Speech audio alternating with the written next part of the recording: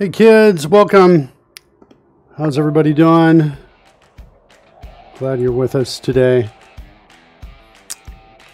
Let's get right into it. Here's what I have today I want to work on. Let's get my background. Switch over to that view so you can see what I'm looking at. We need one final little change here on Enlarge Reduce. We need extra battle dice for that. I introduced an advantage-disadvantage bug yesterday, so I want to go after that. And also Gaseous Form is on the list.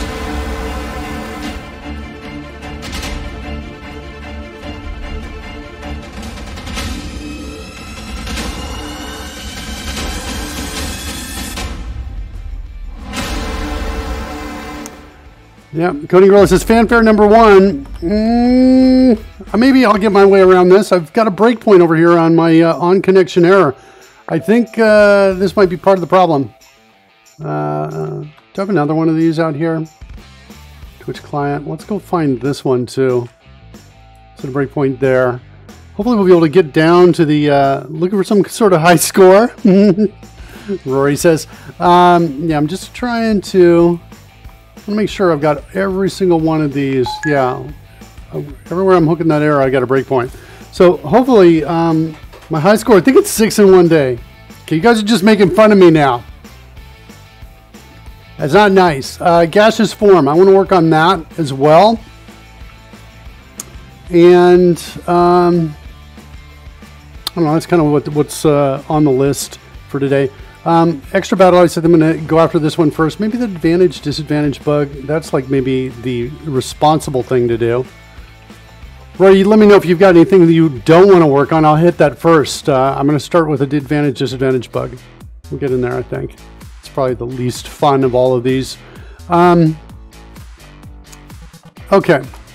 So I made some modifications yesterday on the roll. Let's go see if we can find it. It's your last chance to modify dice before roll. Inside there I call add vantage dice.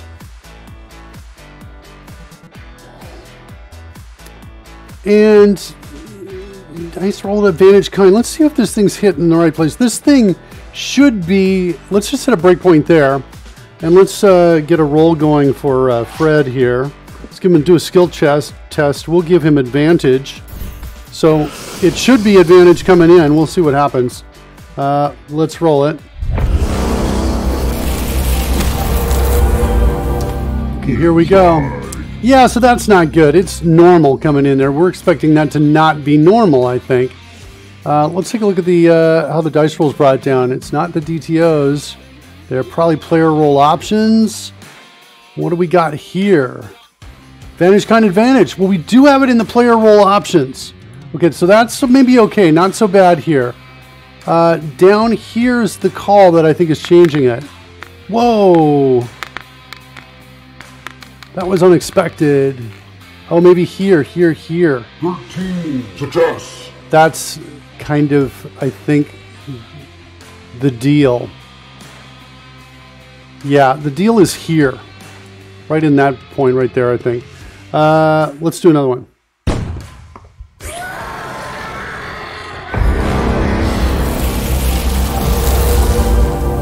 Intimidation. Okay, normal's here.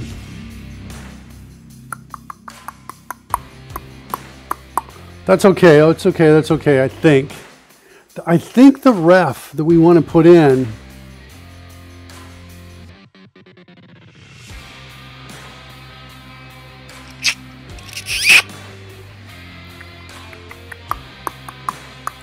Yeah, I don't want this here. And I don't think I want that there.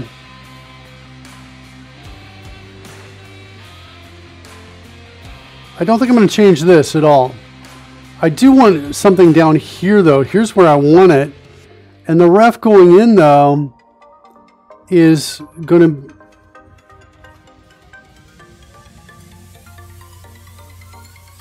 Oh, yeah, you're not going to let me change that? Did I already start it? Is that why?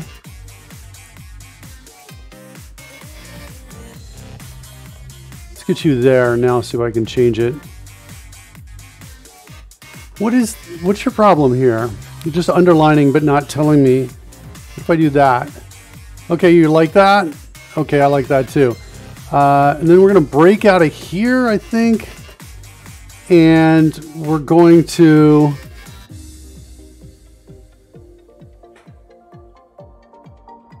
go through each one of these. And now here's what I want to do. I want to set vantage kind here before we do it to the existing player role. Vantage kind, then send it to the ref piece right here, and then reassign it back out again. Okay, cool. So it's advantage going in, then it's going to be advantage going out. That's good. So before player roles takes whatever the intended piece is and then changes it. I think that's going to fix that. Okay, good. Next, we need to make sure we haven't broken anything. Minus 1 failure. And we're going to cast Enlarge on Fred.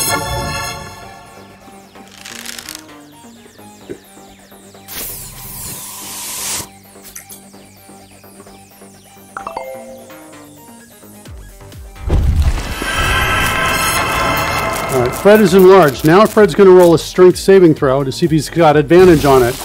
That should be automatic. So save Fred. Strength saving throw. You should see 2 die. And they should be big. Good. Because he's enlarged. Excellent. And that should go away. 19 plus 9. Success! Excellent. Thoughts on that, Fred? Fred says he's good. Just doesn't like the die in front of his face. Isn't that right, Fred? No. Okay, that's not bad. I said this yesterday. I'm still thinking about having like a kind of a first class kind of property on character called size.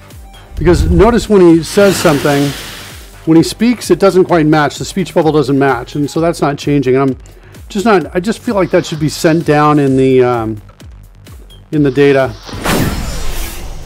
And TypeScript should have that. That's kind of what I'm thinking. Okay, good. So I'm going to call that fixed. That bug is fixed. That's cool. Before player rolls, this is actually kind of cool. We'll give you a peek inside of there. It goes in here, calls before player rolls here. Makes a call to get advantage. And then this goes through and basically implements the rules of D&D on advantage. One of the essences of the rule is if I have multiple things that are fighting for advantage or disadvantage, that the vote doesn't get counted more than once. So if I have 2 advantages and 1 disadvantage, it's a null. It's a normal roll. So that's kind of what's going on here. It gives other things, mods and things like that, an opportunity to play in that space. That's what's going on there for before player rolls. This was in another location, and I moved it here. So this is what led to the breaking of the advantage roll. I think we're fixed now. That's what I think. Hopefully that's the case. Okay, fine. We'll call that done. All right, extra battle dice for enlarge, reduce. So this is a little bit tricky. Let me bring up the spreadsheet for this so you can see what's going on here. This is in the magic spreadsheet. I'm actually thinking, I'm actually starting to really like the architecture of magic, especially counter to spells.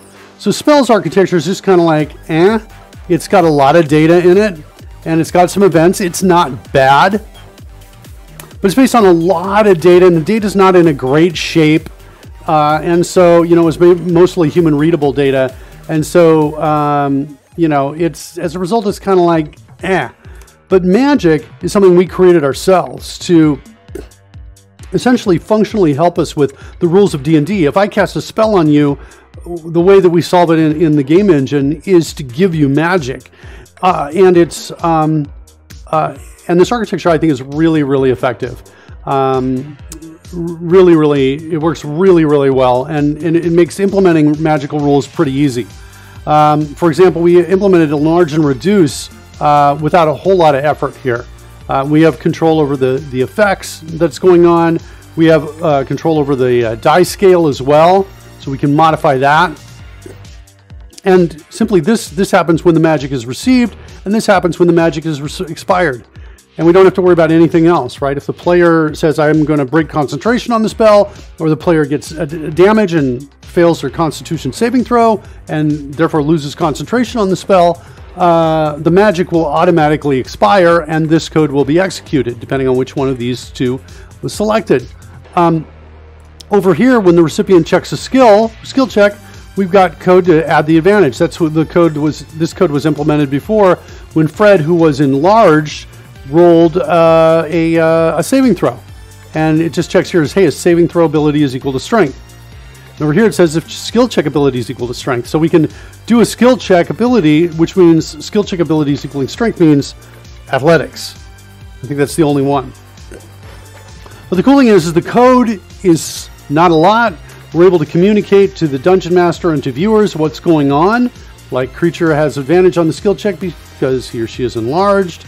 In fact, you can see that up in the chat room right here, right above in the chat room. Fred has advantage on the saving throw because he's enlarged.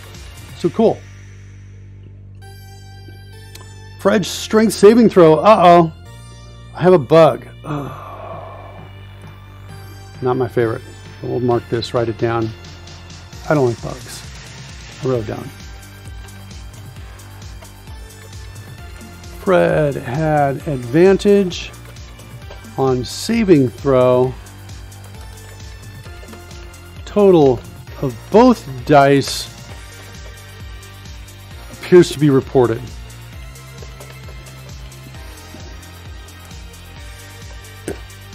Let's verify that's correct, because it's possible with a strength saving throw and his bonus that he might have actually gotten that, but I don't think so. I'm not feeling that. I think that was a bug. We'll reproduce it by going back in, casting Enlarge on Fred again. And then now Fred's going in for strength saving throw. Strength saving throw.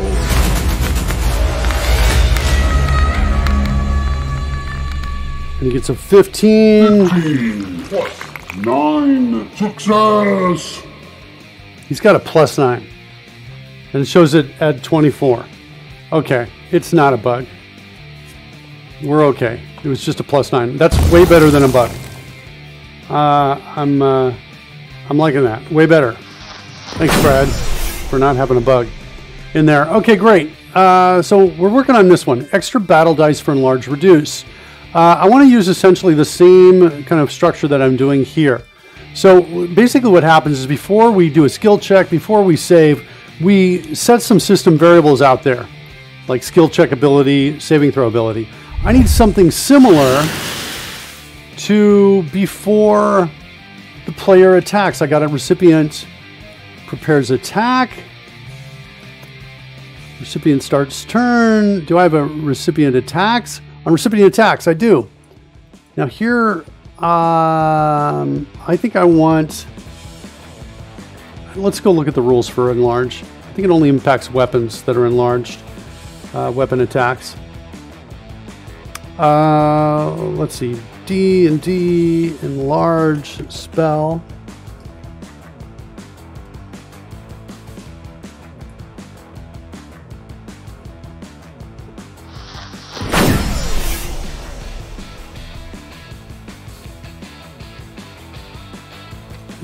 While these weapons are enlarged, the target's attack with them deal an extra D4.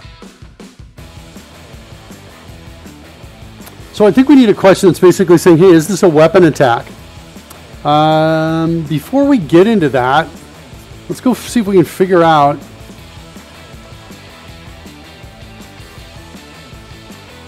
how we make that decision. There, attack. Well, I was hoping to find something a little sooner. I'm looking for an if check on this guy.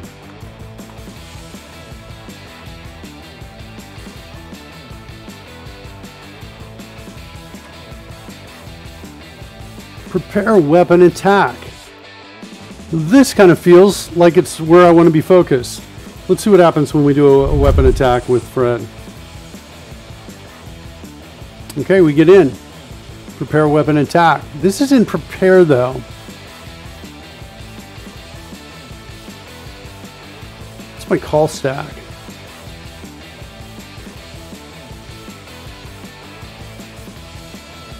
I'm activating a shortcut.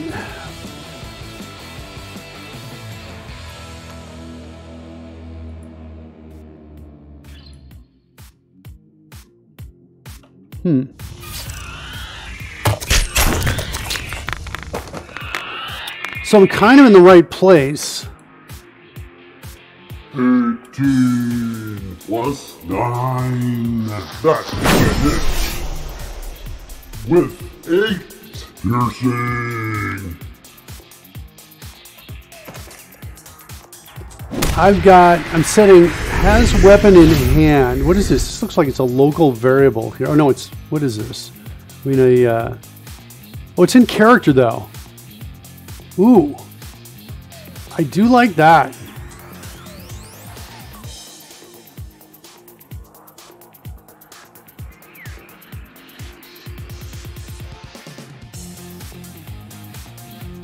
And these are also properties of character.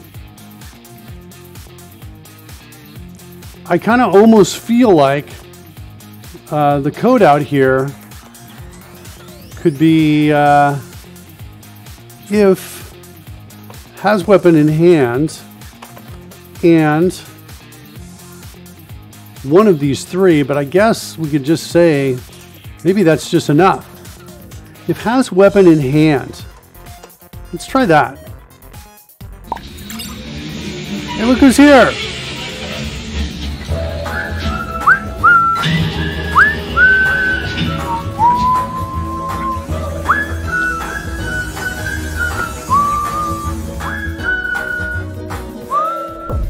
I wish coders would say it's Murky stream, not pudding stream.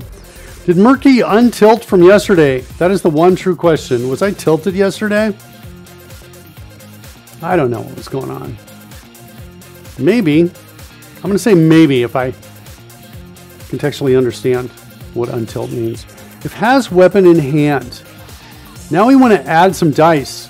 I'm essentially doing something similar to a bless is what I'm doing. Like this. Enlarged. Extra damage. When you and Rory were stuck on the camera scale not working. Said at some point you were very annoyed. Yeah, we got it.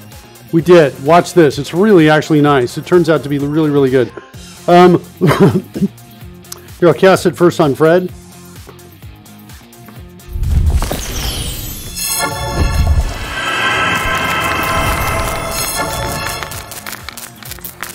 Nice and smooth. I like it. Let's do an attack with... so we got here. If has weapon in hand. If it's an attack, we don't need to say the user's name. Just say enlarged bonus. Like that. I think that'll do it. I saw Coding Monkey helped, but we never know if the tilt went away. Yeah. No, we were in good shape. We were in good shape by the end. Here, watch this. I'll break my concentration on the spell. Yeah. And it should work with me as well. Let's give it a shot. I will target myself and go in. We'll first cast Reduce on me.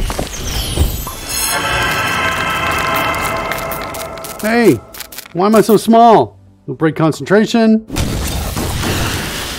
And then we'll cast Enlarge.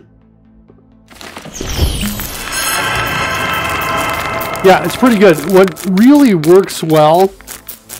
Yeah, nice. And the dice get bigger, all of that. It's awesome.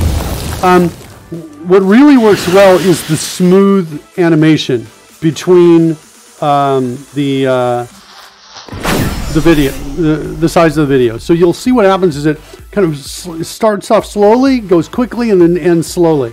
So it's a more natural kind of movement. Screech Rat's here. Small, large mark, what could possibly go wrong?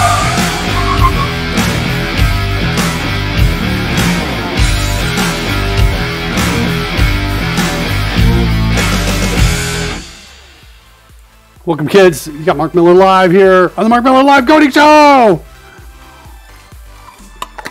What could go wrong? I'm going to try this. I think this might work right here. And I guess I might as well copy this, if I get lucky and it works, to change this to a Bane dice, which subtracts. And then we're going to call this the reduced penalty, maybe? I don't know. That'll be the name of it for now. Penalty. Okay, cool. So let's try that on recipient attacks. I don't know if it's going to work. I don't even know if I'm actually firing this event yet. You know, don't look to me for solutions to your problems, kids. I don't know what's going on. What do I need to do? I need to hit reload everything. So I'm clicking that button. It's going to reload all the data. It'll reload this up. Hopefully on recipient's attacks is fired up. And we'll do something. Let's go back. All right, it looks like it's done reloading. Let me get rid of these name tags at the bottom. Did you say reload fanfares? No, I did not. I'm not reloading fanfares. I've got, by the way, I'm like, that was bugging me so much yesterday. I have a breakpoint set right here on Twitch client on connection error. I'm ready for this guy to happen today. The last time we had this problem, by the way, it was after they updated the API. And so my old call was making an old call that was throwing an exception. And as I recall, it wasn't a call actually. It was an event that I think didn't care about, but was when somebody subscribed or something. So when anybody subscribed, it would kill it because of the API change. And so I had to go hunt that down and find that. That was the last time, but hopefully we'll find out and figure out what's going on. And of course, you know, ironically, or not, or whatever word you want to use in place of that, we may just have a day where we never find it. In other words, when we're looking for it, it never shows up. And when I have it running standalone, it only shows up then. I don't know. We'll see what happens. Okay. Let's target Fred. Not me. Let's reduce him. Oh, we'll do an enlarge. Oh, we're both targeted. Sorry about that. And let's go in and say, Fred, let's use a weapon. What's happening? Oh, here we go. There's a breakpoint. Weapon in hand. All right, there it is right there. And now attack. There it is. It looked giant though. And it's way up there. 22 plus 9 critical hit. It's going across as a DTO. It's doubling twice, I think, is what's happening. Okay, the cool thing is it's in there. Roy Becker says, if the whole party is targeted with Enlarge, it's going to get very cramped in there. Enlarge can only target one person at a time. I want to fix that too. In fact, let's add that on the list here. Only, target limitations for Enlarge. Target limitations. Limitations. Is that our hero? Yes, it's our hero. So I said target limitations for Enlarge, reduce. Target limitations, warnings. It's basically target limitation, errors, and warnings. Because there's both errors, warnings for Enlarge, reduce. I want to work on that too today. Okay, looks like extra battle dice for Enlarge, reduce is working, but the scale is off. It's like doubling it twice is what I'm sensing. Let's do it again. Let's see if we have the same problem for reduce. We'll be counting every second, like those Elon rocket launches and landings. T-minus 18 minutes.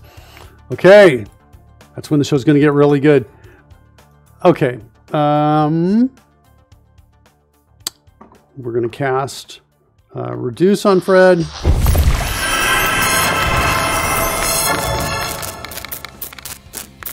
Fred's going to bring up his weapon.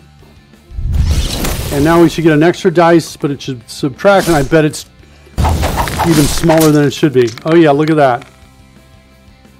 7 plus 9. That's a hit. So I 7 slashing.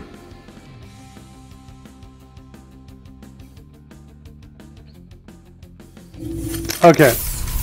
So the problem is we're scaling the DTOs. Here's what I think the problem is. I think we're scaling the DTOs, the dice DTOs, but we're also scaling the whole roll, and we're multiplying those two together. I got a solution, a couple in mind. One is don't scale the dice DTOs at all. That's what I'm leaning towards. That's what I'm leaning towards. Let's see if we can find that out, figure that out. Let's go find this die scale thing out here. I'm using this as one of the stored properties. It is not an actual property by name, so I have to search for it like this.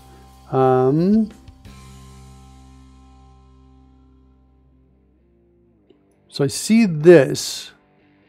What's going on here? That's moving Fred, okay.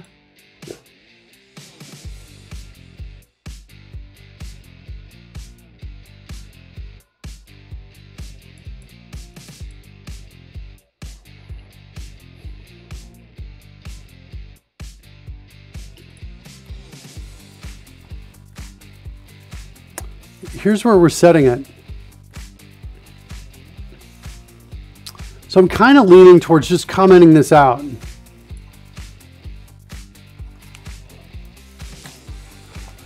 I'm kind of leaning towards that.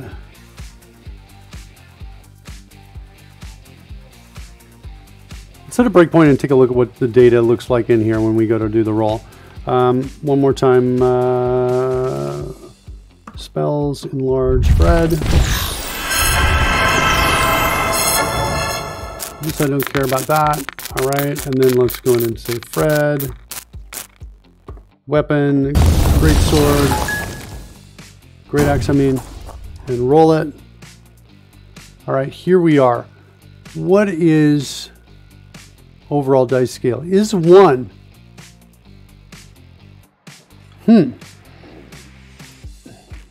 Oh, well, it's 1 now.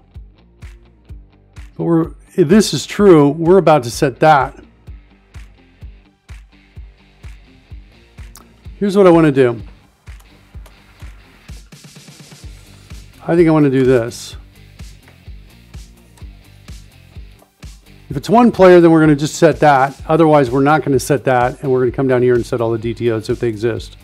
Okay? What's happening? Why did that get twice as big? 9. The others hit did not. With 11 slashing damage.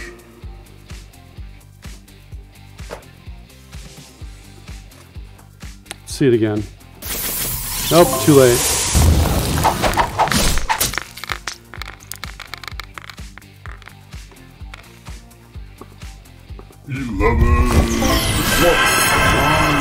That's a hit with 13 slashing.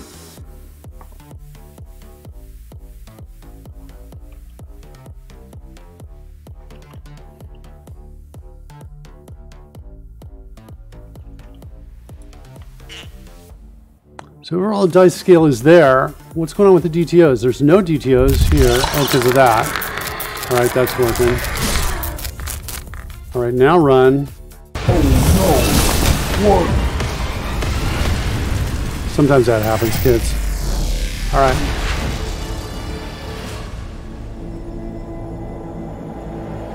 What's going on with my dice DTOs? Scale is 1. Oh no, I've got player roll options. I didn't see these down here.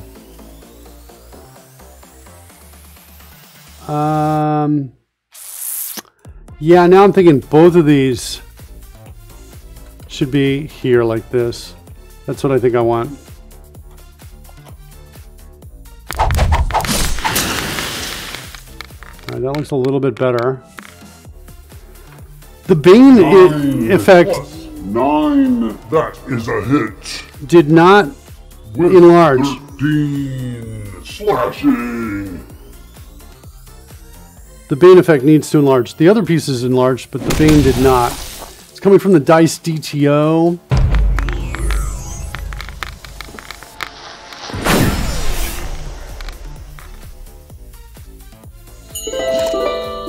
Butterflies and flower petals.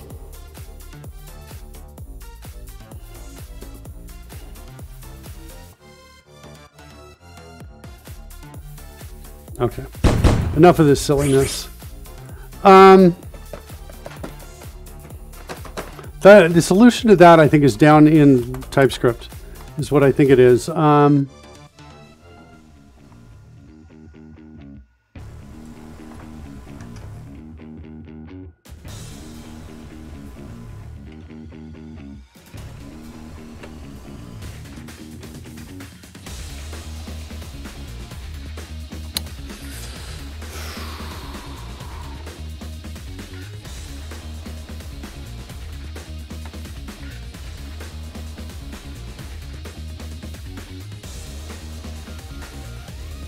We call a knit sprite.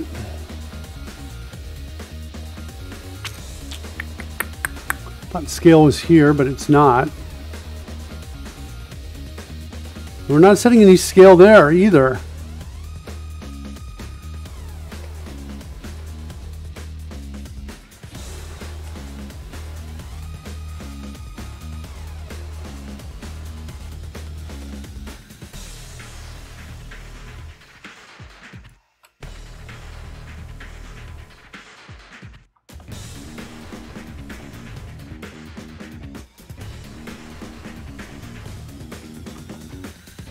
We scale in here.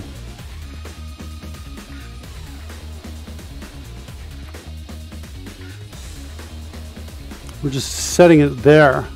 So we don't seem to be doing that in Bane, is what it looks like to me.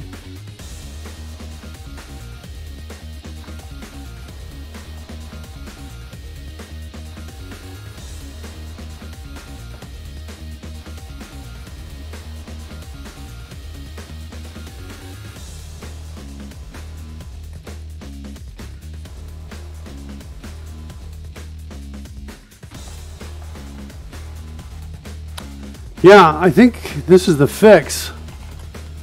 Hopefully.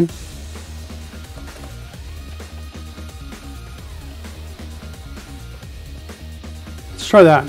That's in Add Bane. I probably need the same thing in Bless.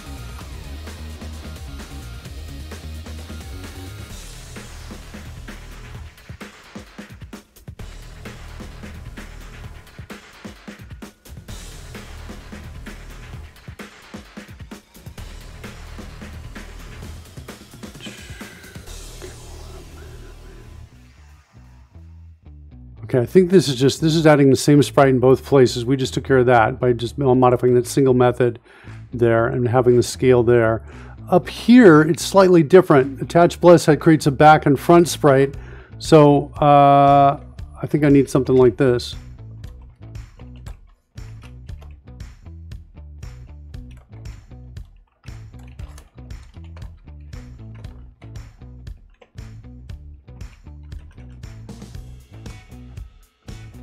Okay.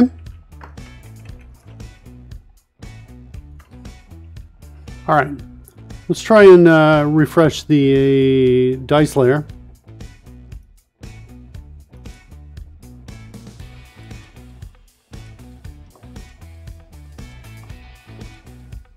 Okay, it's refreshed.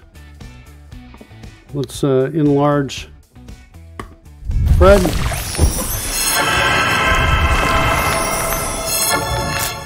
Launch Fred's attack. Go. Okay, good. That looks like that fixed it. Dice looking the right size. The effects are enlarged. +9. It's a hit with 14 slashing damage.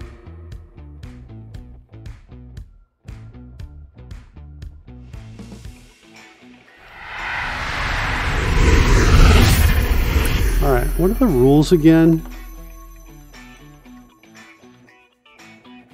Deals extra damage. It's only extra damage. Yeah, I guess that's right. Is it counting it as an extra hit or not? I'm not sure.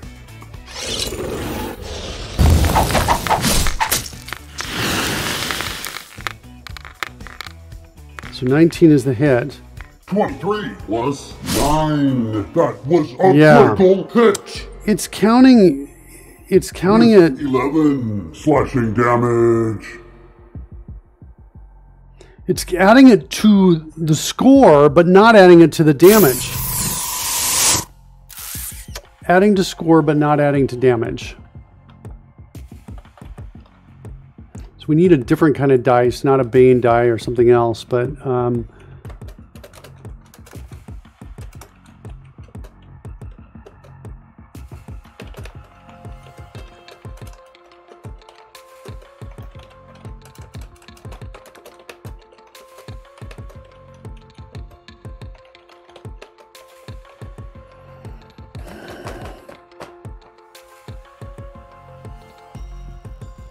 okay.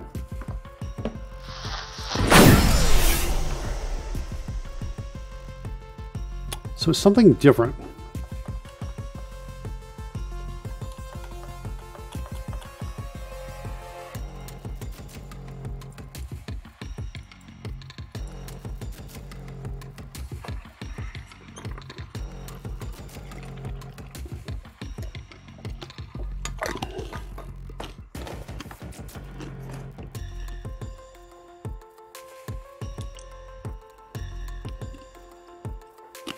Yeah, I think what I'm looking at is having to create something new here to make this work properly. A damage add and a damage subtract is what I think I need to add here.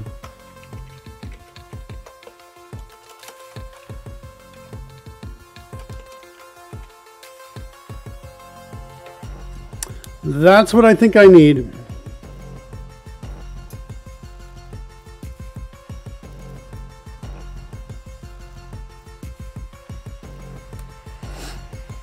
All right, let's go look for, let's go follow this. Let's go look for Bless and Bane.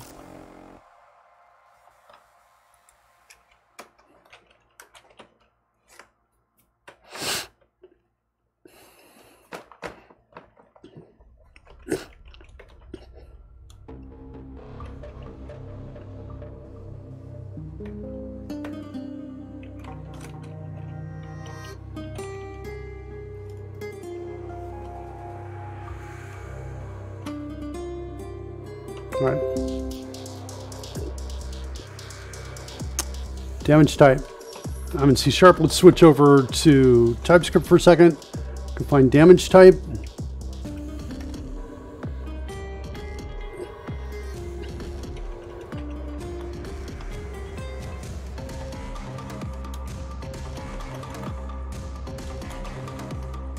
So now we got damage add, damage subtract.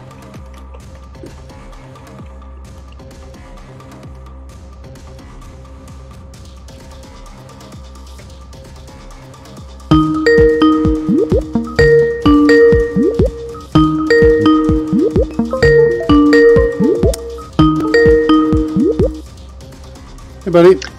Hello, Mr. Miller. How are you? I'm pretty good.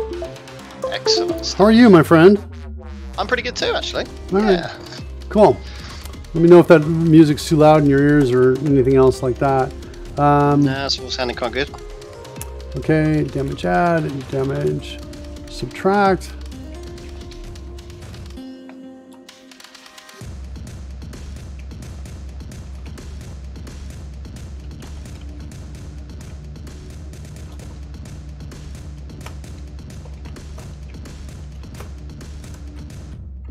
All right, let's keep going. I'm just in the middle of adding the ability to do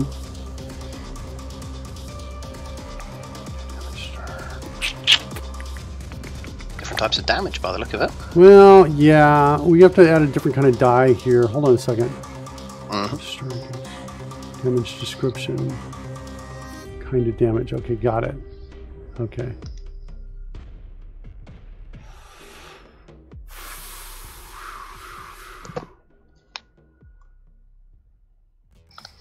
I'm not gonna do anything here. I'm gonna return string empty for both of these. So I'm just adding a new kind of damage type out here. It's just simply as an add or subtract to the existing damage. Yeah.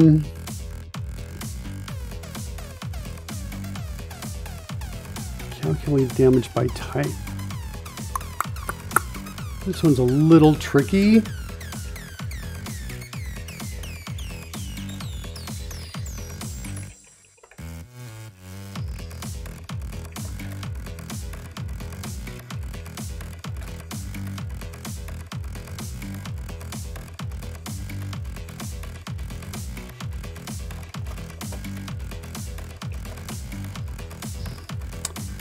So we're not blame, not bane, not bless, not a condition or not superiority. Then we can kind of count it.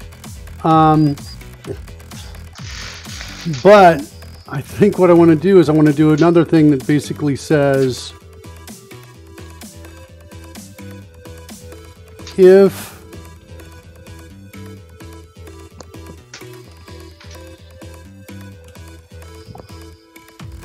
I'm not running, so let's rename this. If roll dot damage type equals damage type dot wait, let's do this later. So we're going to do this here, and I'm going to actually then I'm going to come down here and say, hey, no, we're going to also not care about damage add and damage subtract right now. Then we're going to do a second pass and then apply any add or subtractions to these totals. So here's what's going on here. We're going into results. We're basically finding all the damage by the different types that are out here. Add and subtract can only add or subtract if we've got something out there, I suppose. So I guess we could come down here and check for that case. So if results dot count equals 0, that's highly unlikely. We'd never expect to have a damage add or subtract die with no other damage die rolled at the same time. But if that's the case, what I'm going to do is I'm just going to come and say results.add, and we're going to add some kind of generic damage type, I guess. What do we got here? Do I have a generic type? Damage type dot.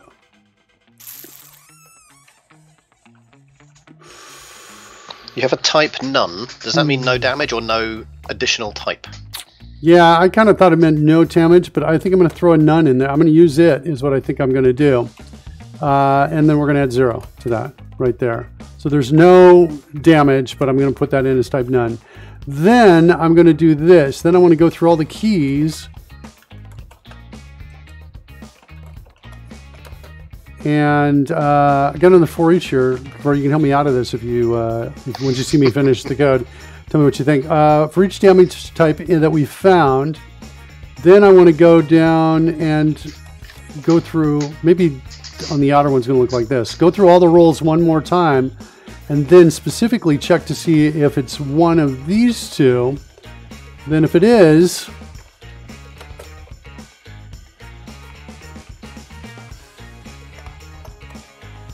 let's start with the adds.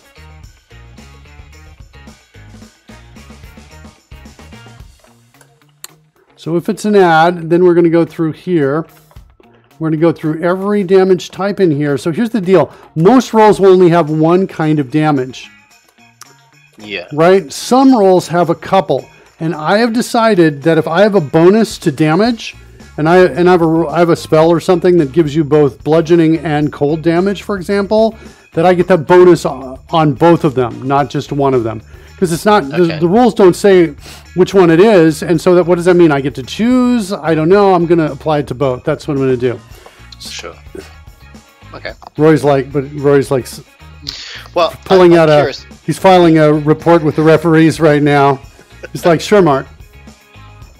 Gonna file a complaint with the D&D referees. Talking about Good. Bonus damage. I mean, is this where the add and subtract is coming from? I'm trying to sort of picture the use case of where you would have add and subtract. Is this just Zephyr decides you're taking damage, end of, no particular reason? It's right here.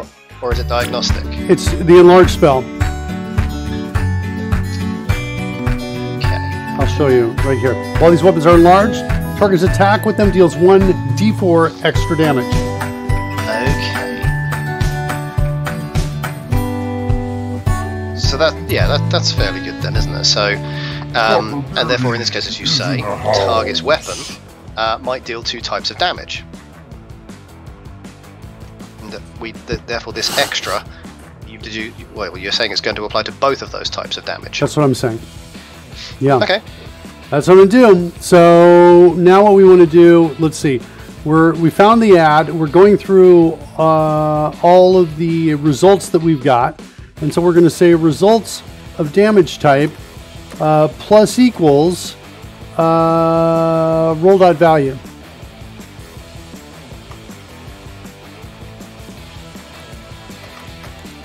Yes. Like that.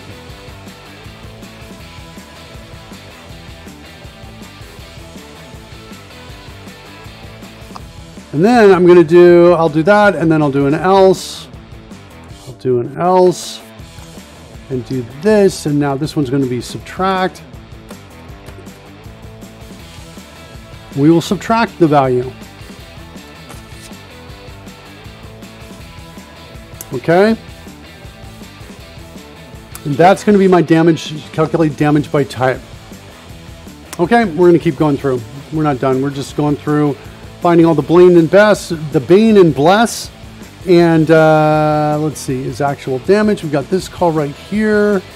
Where's this actual damage? Damage description.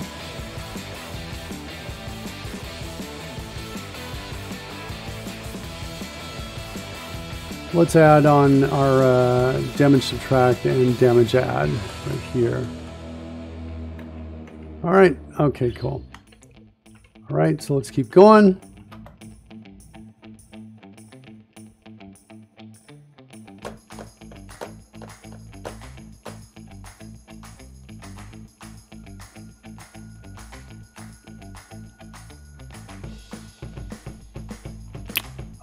Don't think I need to worry about all of this. These are just success or fail things, and since this only impacts damage. Hey, did I get all the way around? Nice. Okay. So I finished all of these here.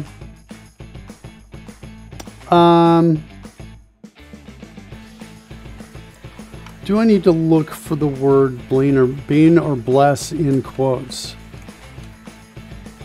In here. Oh, look, I have something. Oh, it's just already here, though. Good. Okay, just in the test cases. Cool. All right. Switching over to TypeScript. Back over here. We need to now kind of tab through the Bane and Bless, and specifically add our damage add and damage subtract pieces as they make sense.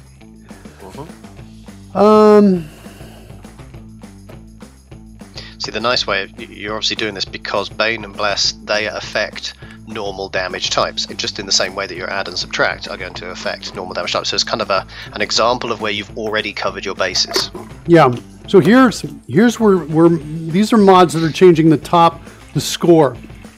So actually, this will not be my model here. Okay. What's this? I'm gonna say damage add. And down here we're going to say it's damage add.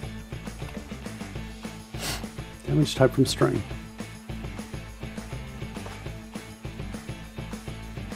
And they look very distinctly lowercase. Is it possible that you've got a two lower at the top?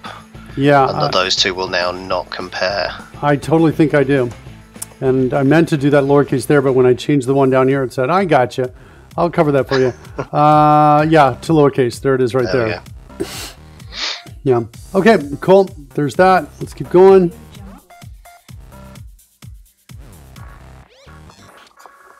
Okay, so I want to...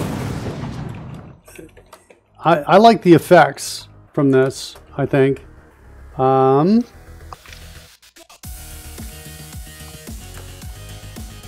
damage subtract would get those... the Bane effect, and damage add would get the Bless effect.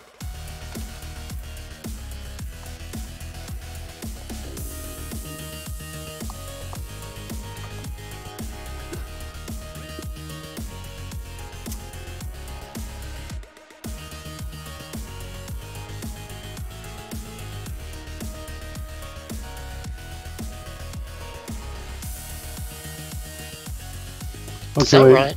Hold on. That feels like it may be the other way around. What type counts as damage?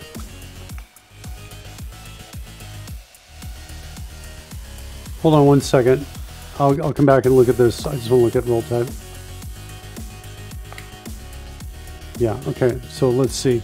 What are you asking? Did I mess something up? Well, if you're a Bane, it's a negative, so therefore a reduction of damage subtract seems counter.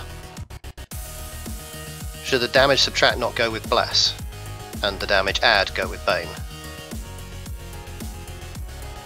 Or have I misunderstood something there? Yeah, adding damage, so Bless is basically a positive, isn't it? animation to a weapon, not to the character. Yes. Yeah, okay. It's to the weapon. No, I'm so glad you're here though to ask questions like this. So I think this is going to get us in. I think it's going to count as damage, and we're going to come in here. I almost want to do this. I almost want to have a separate piece for these. Let me get the break in here, like this. And then what I want to do is I want to say, because it's damage subtract, I don't want to use it in the player color. I want to then do I have a color? Dice color is equal to, and we'll make it the damage die color. Which, for lack of knowing what that is, it's probably something like this, like that. And then, is there a font color?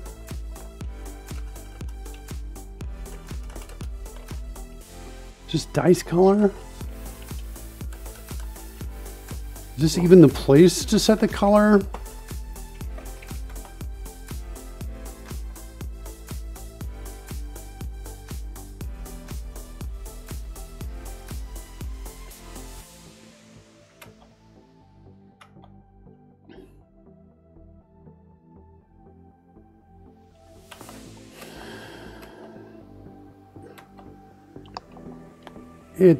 Where's it being set? It must be coming from up above. I'm not sure about this. The dice color. You know what I think? I think it's being set down here in dice.js. Let's see what's here.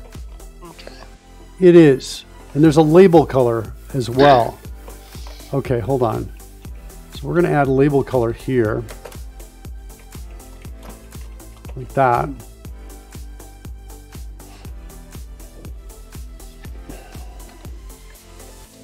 And then let's set the label color to white. And then we call it attach Bane. That'll get us a red kind of looking Bane on it. Or a red looking... I don't know, let's try that. See if we can change the dice color on those. Okay, so let's keep going. Looking for Bane or Bless. What other code do we have? I don't need to worry about this because this is for total score. I don't care about that. Damage type. This looks important. I think damage type. What's going on with damage type from stir?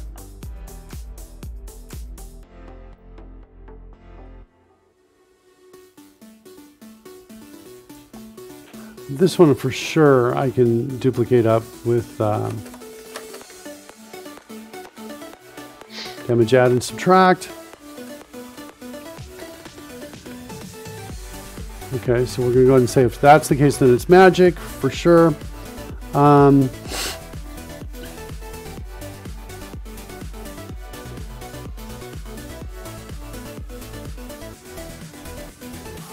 That feels very strange. I'm looking at this. Yeah. And then I set it to false. Do everything. If damage type is equal to this, or this, I set it to true. If it's not equal to none, doing it again. Because if it's equal to any of those, it won't be equal to none, and therefore will be false. I think I need an else there. That's what I think I need. That feels better, yeah. I agree with you. Okay, so let's keep going. I'm not sure about this one.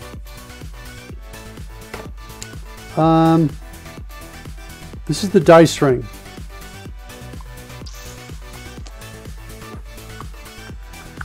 It's coming in here.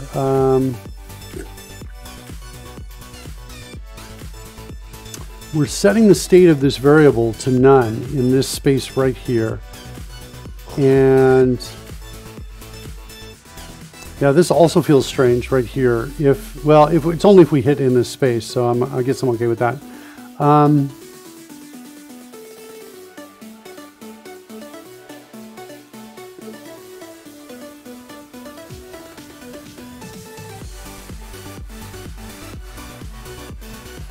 gonna not worry about it unless I see or spot some sort of anomaly in behavior. Did I get all the way around?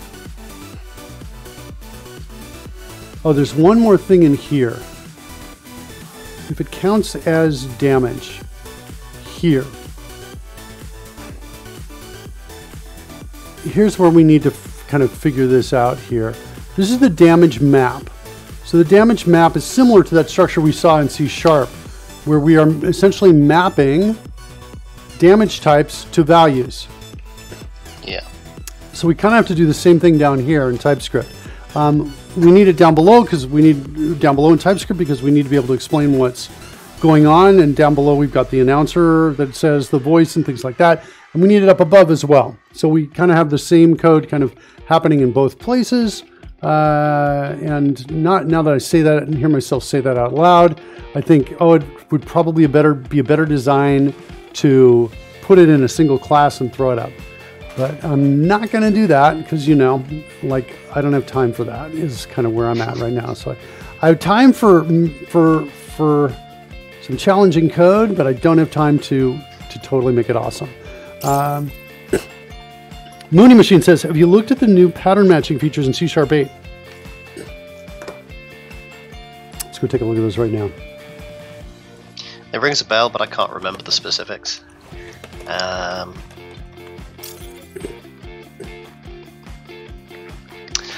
Yeah, switch statements is one of the areas in which that works.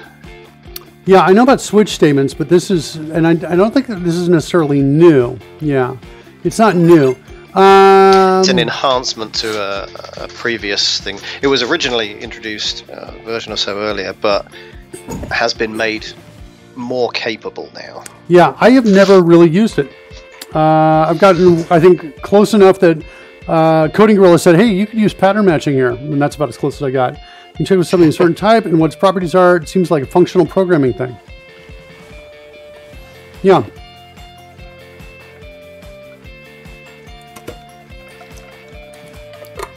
I do like the readability of it.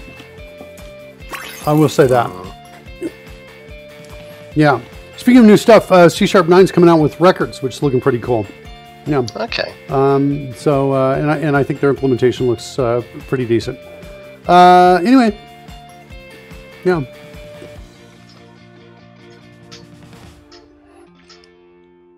Okay, let's see. Where was I? I was here. Damage. So we got to kind of see what's going on in here in the damage. Looks like I got an extra set of braces here. I think I must have had an if statement. Oh, no, wait. I need the braces because I'm in a case statement.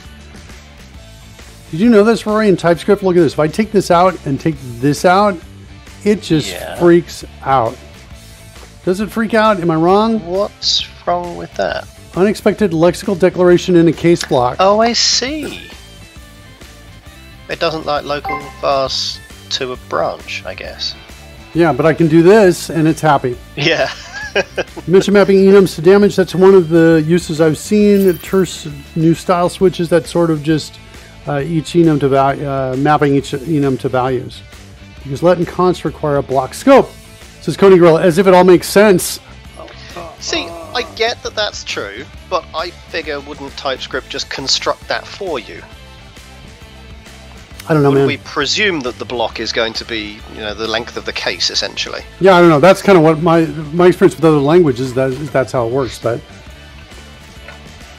not here. It's all right. No, it's all right. All right. So here we go. We're gonna come down here and we're gonna say, hey, look. If damage type, Coding Monkey has a new color. Are you talking about Coding Gorilla? Yeah, Coding Gorilla's got a new color. I like it. The purple. Wonder why I didn't recognize it. He blue now. Yeah. So, if damage type is come on, what am I hitting?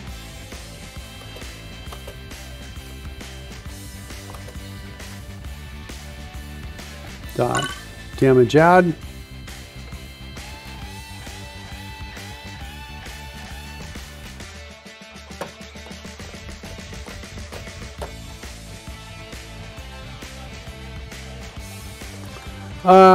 Let's do this instead.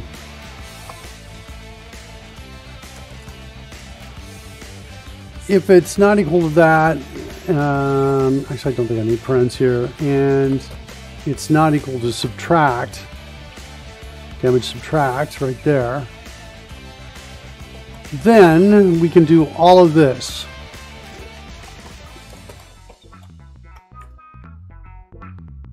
Okay? Yeah. That's what we can do.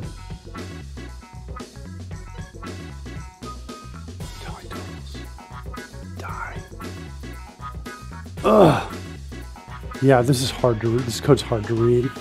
The problem I've got is that the order in which the die are tallied is not guaranteed for me to get any other damage first. So I think I need, you know what I need? I need instead of a damage map, I need a, I'm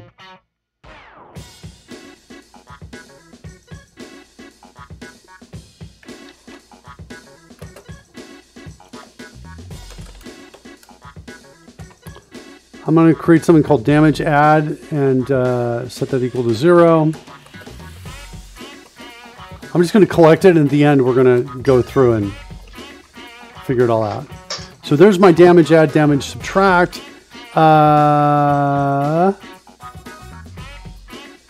Maybe let's change this. Improvise, adapt, overcome. Or it's equal to this. If it's equal to one of these two, then we're going to have a block here. Otherwise, we're going to have a block down here. In fact, actually, what I really want is if it's this, then I want to have a block. Else, if it's that, then I want to have a block. And so if it's damage add, then I'm going to say damage add plus equals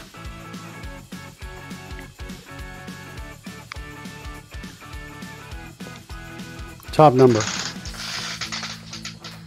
It's like that. And if it's damage subtract, then it's going to be that. Damage subtract is equal to top number. Okay? So if it's add, we're just going to modify these guys right here. Then I'm going to go to the last place in here where I use this, which appears to be right here. Damage map. And now I need to go through and deal with this. I need to basically say, hey, look, if damage add is not equal to 0, maybe I should say greater than, well, I don't know. Hard to find. Not equal to 0. Then we need to go through the damage map. We need to go through every single key inside of it. How do I find its keys for each?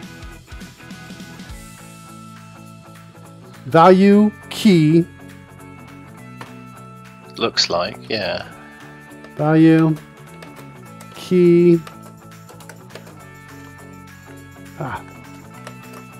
Damage type.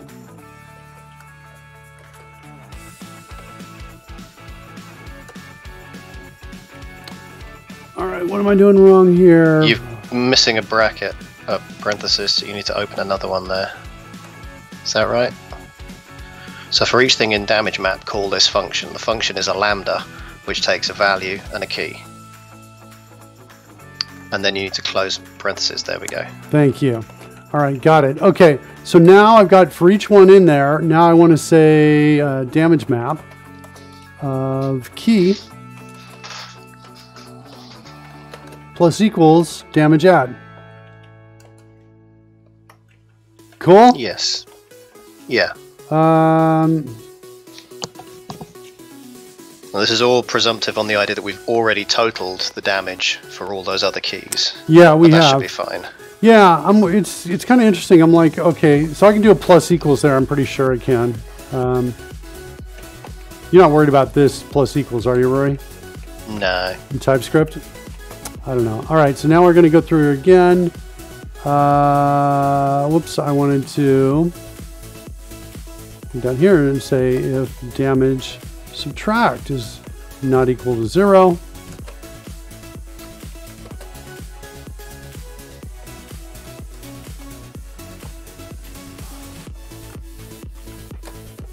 We're going to minus equal damage subtract. We're also going to check to see if this is less than 1, then we're going to set it equal to 1.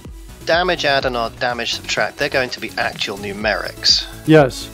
So can't we just add, subtract, damage, subtract for all of them all the time? So you don't have any conditionals. You just have a for each, and then you add damage, yeah. Yeah, I still need this, though, which we can do. Okay. Like that, because that's the D&D rule, too, as well. You can never go down below 1 damage if you're subtracting. Mm-hmm. So, like, this is what you're envisioning this. If without the outer condition, but yeah. Or maybe change the outer condition so it's only checking to see if... I mean, true. If you don't check for anything, then you're just going to be adding 0 minus 0, and you're kind of wasting some cycles. Yeah, not a big deal, but I can do this. I can say damage delta is equal to this. And then I could do if not 0. Do I have a template for that? Looks like I don't. Yeah, that's good. And then I can do that. Is that a little bit better? Yeah, I think so. So no cycles wasted. Okay, what's happening here? Saved is this. That means I've got Dropbox loaded. Let me pause Dropbox till tomorrow. I get that come up all the time. I think it's me hitting keys at strange times. No, it's a save happening. It's caused by Dropbox. If I pause Dropbox, it won't happen. Really? Mm-hmm. Yeah. It's when you save a file and then immediately save it again and save it real fast in a row. I do that all the time. Yeah. I am pausing Dropbox for most of the evening now, just so I can get my quick edits and saves done. Yeah, there you go. I refuse to work around my own limitations. There you go. All right. Good. I'm sorry. Okay, one thing I forgot is up here in the D&D app, I forgot for damage subtract. Let's go find that to make sure that we don't go below 1. Mm-hmm. Right here.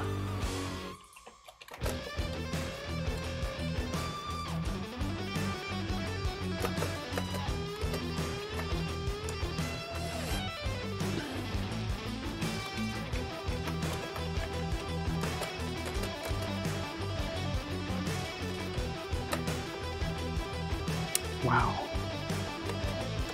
I had a template called it S1, which just set whatever's on the clipboard to 1. Maybe because it's got the brackets in it. Is that why I didn't fire? That's why. Because it has brackets. I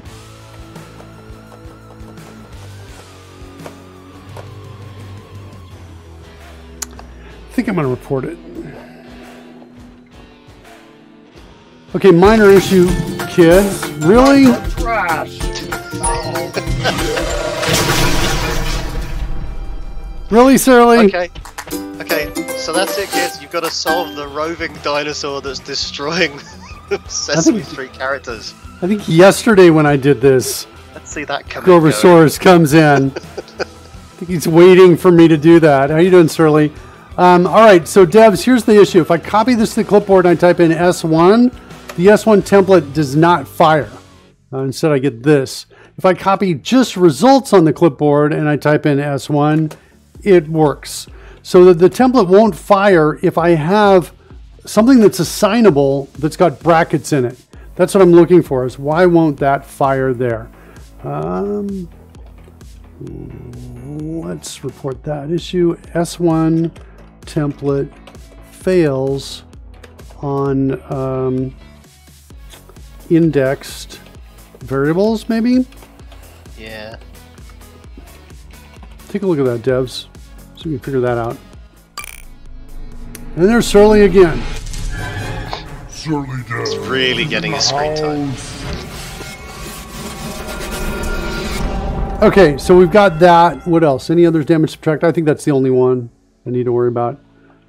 Okay, so now I've got a damage subtract here. Let's run it and see if this thing can work. We'll run this. We'll take the dice overlay, the dice layer, and we'll refresh that. Starting it up, and that text should go in a little bit.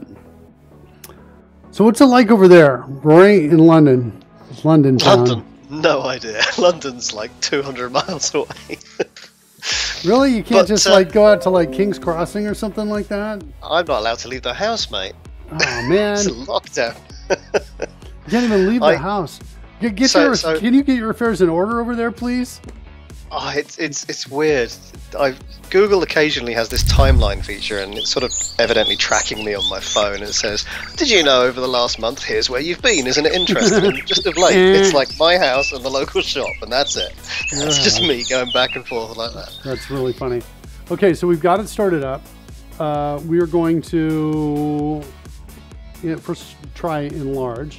We're going to target Fred, and we'll enlarge him.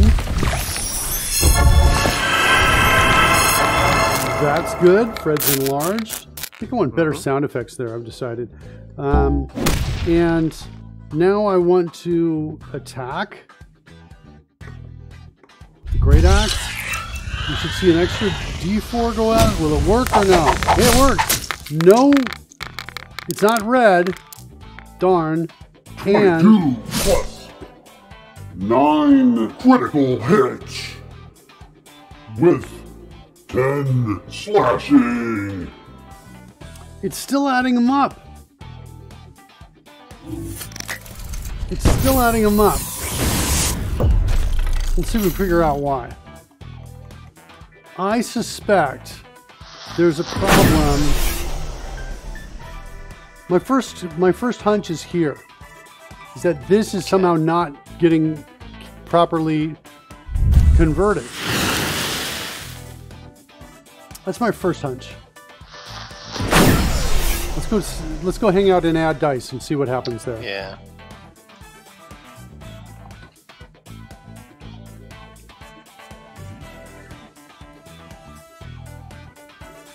All right. So do another roll. Oh, we got to make him large again. I wonder if I should go into battle so I don't have to keep doing this. Enter combat. It stops the clock. Let's enlarge Fred. Fred's enlarged. Great Axe. Attack. Here's our breakpoint. You can give me a test close, that would be awesome too, right? Just to clean up that a little bit. Fred's blocking like a lot, Fred? Seriously?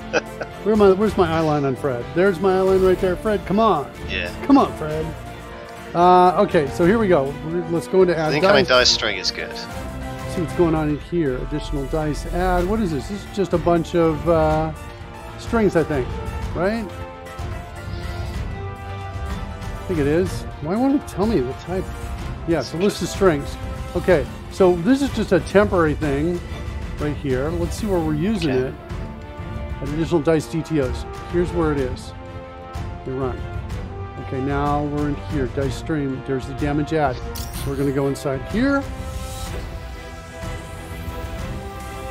What do we get? Rolls. Descriptor is damage add. I think we're still okay. So we've got these rolls. And now we're going to go from roll, which is here. I think this is going to work. This is where I'm expecting. I was wondering about the first problem. Nope, it got it right. So we're good here. Let's assume the data going down is good. Okay.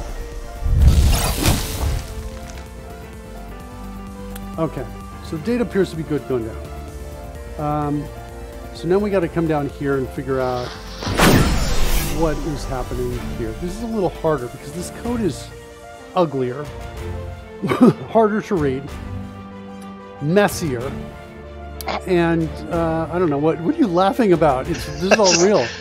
Listening to the list of ways of saying the code is not good. This code is not my favorite. It's not my favorite. I write good code sometimes, Rory. I really do. I write really good, beautiful, elegant code sometimes. And I this absolutely believe you. Is not the case for a couple reasons. We started with somebody else's example code, which was just pure, raw, rough, unadulterated JavaScript. And we later changed to switch it over to TypeScript, and we were learning the language. Plus, because I'm on the show, I'm like... it's all that extra pressure with all the people watching. Well, I'm more of along the lines of, it's not so much pressure as much as it is, I want to make sure that we're doing something, and sometimes finding old stuff and making it really good doesn't bubble up in the list of priorities here. Sure. So I want to come down in here. We need to start sending some data out is what I think we need to do. We lost the Bane attachment is what we lost. The role type, let's see. Let's go find, what was it, attach Bane, I think is what it was? Yeah, I'm pretty sure we were doing that, but we're doing it alongside labeling with color and what have you. Yeah, I am feeling the role type may not be counting as damage. And so we're not coming down here. And the role type might count as total score. And if the case, this may be why we're failing. In fact, maybe let's just duplicate these. Oh, look at that. The coders just totally take care of me almost all the way. Right there. That was the only thing. Is that right? And this was going to be actually attached plus. Not quite. And this was going to be attached Bane. Right? Also, yes. I think this is happening way too late. I think. Well, we could try it down here and refresh and see what happens.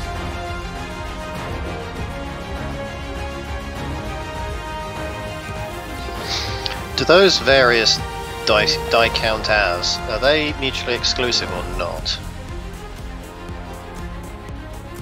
So can it count as many things? These are, no, it's all mutually exclusive. Okay. It's only one thing.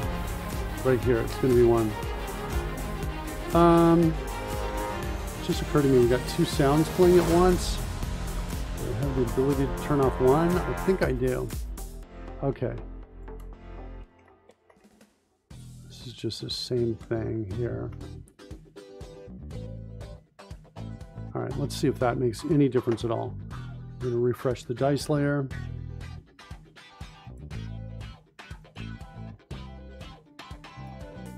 Yeah, in fairness, it's kind of a guess as to whether or not this is going to do it.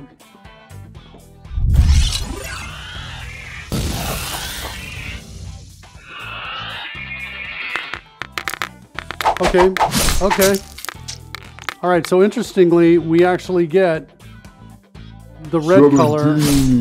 Plus 9. So what that tells us is that 10 slashing damage. What that tells us is that this code here was executed. That it was counting as the total score, but damage was included in the roll. And so, whoops, that's not where I wanted to put that.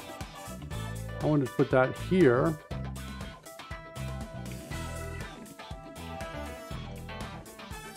And probably I'll do some different colors on that. But to be honest, this is too late. So we want to get rid of this. This is too late happening inside of here. Let's do that too. We need to do it before in the call to this. Here's the color right up here at the top. Oh, yeah. Yeah. I think I'm going to say this. I'm going to say, hey, look, if damage type equals damage type damage add. Then I'm going to say background color is equal to that. And label colors equal to that, which is now our probably our foreground color. What is it? It's off to the right.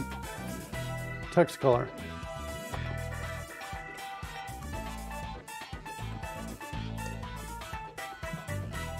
I'm not sure about the subtract, if I should do the same thing here or not. I guess I'll do it for now.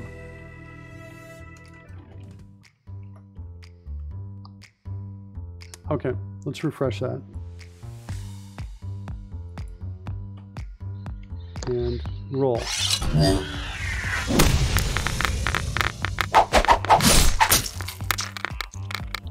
Why is it black? 16 plus 9. Good question. And there's going to be some damage. With 17 slashing damage. 0. I think that's why. I was missing a 0 from in there. Let's try refresh again.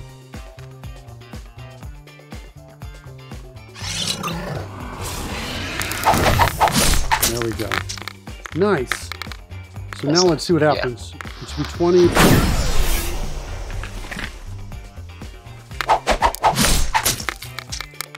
Boy, that damage bonus should throw another one of those out, I think. 24 plus 9 critical hit. Okay, the 24. With 24 slashing.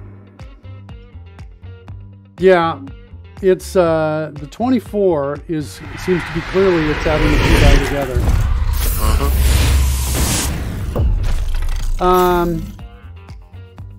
Okay, so we got to go figure that out for the die, the total on the die. Why is that happening? Get roll results is where I think we want to be. Get roll results.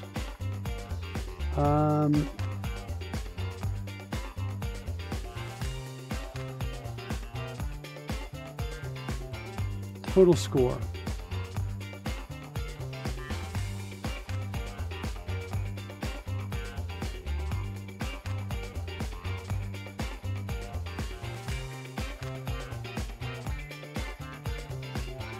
So the 20 is the actual base level damage that was done. The 4 is the 1d4 that's being added to it. Why is that not what you're expecting? Because I thought we were adding it to all forms of damage detected. There's two types of there's two dice that are rolled, essentially. Two kinds of die rolled when we roll an attack. One is the score to determine whether the weapon hits or not. And the second one is the damage if the weapon hits. So the 20 determines whether it hits or not. This die should not impact whether it hits or not at all. But if it does hit, we get extra. That's what we're looking for. So I was assuming that that was the base damage, but no, that was just the success of the attempt. Yes. And thus, yes, we should not be adding to that.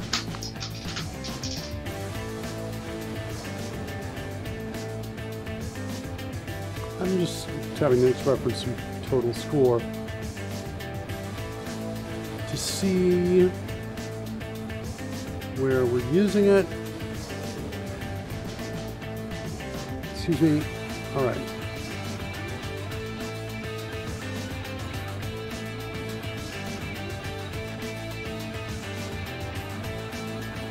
Roll results. Is this in the damage map?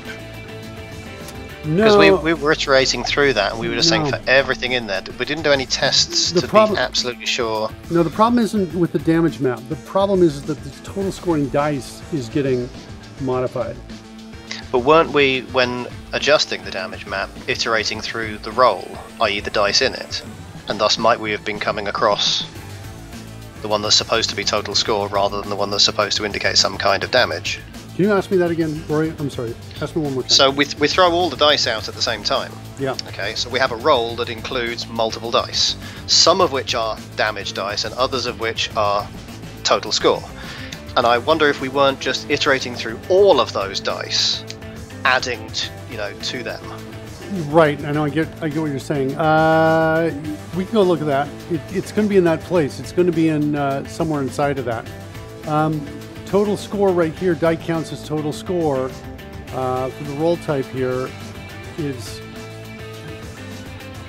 I'm just looking at this. If it's a wild magic check, we're there. Otherwise, we're here.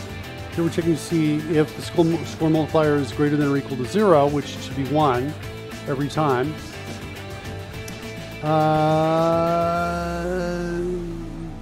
Here we're actually adding the top number. The question is, does the die count as total score or does it count as damage? It should count as damage, is what it should count as. The roll type.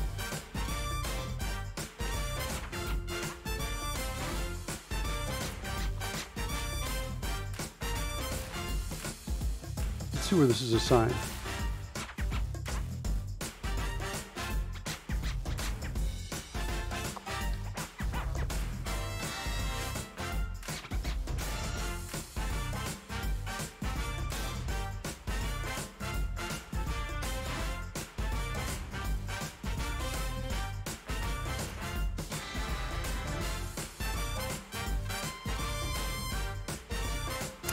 So roll type does not count, and roll type, is this the roll type for just this roll?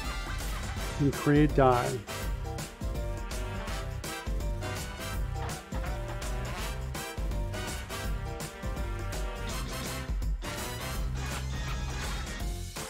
It may be solved up in C#. If this is being set wrong, if it's being set as its total score, that could be it.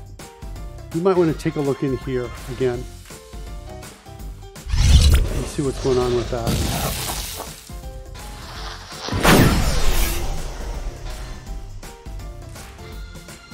All right, let's look at it.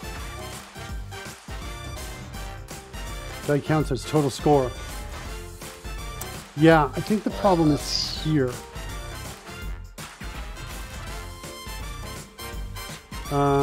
Okay, so let's go back up here again. Let's start back up here.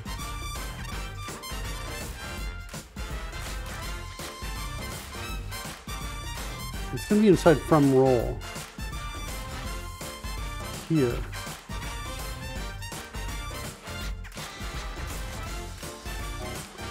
Where's my die counts as? Not even being set here? Is that right? Total score. It's not being set. I think I'm going to do a check here.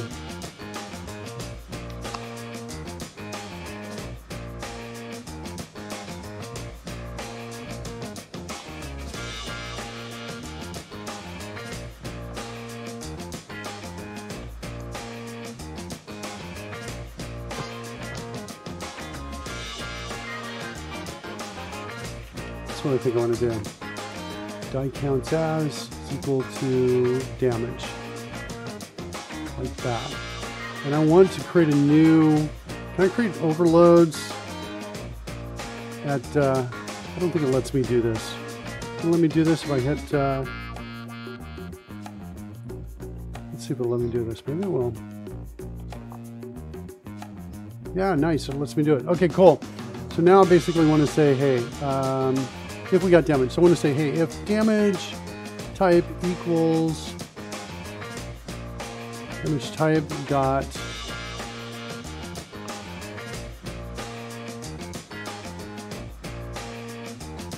Bane or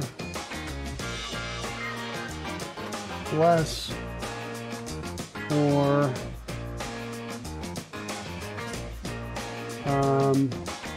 probably none. I'm looking for the cases in which we're going to get rid of it. And then I think there's superiority is the other one. And there's one more condition. Okay, so if it's one of those, we're going to return false. Otherwise, we're going to return true.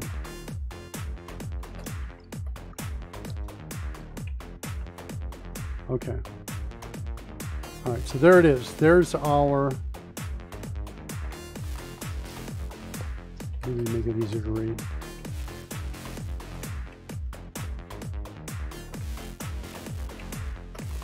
Okay, now let's see what happens here. So die is now equal to damage. I got 2 of those? Oh, because I stepped through it. 18 plus 9 hit with 8. Okay, I think that problem, the 18, was because I went through the first time and added his total score.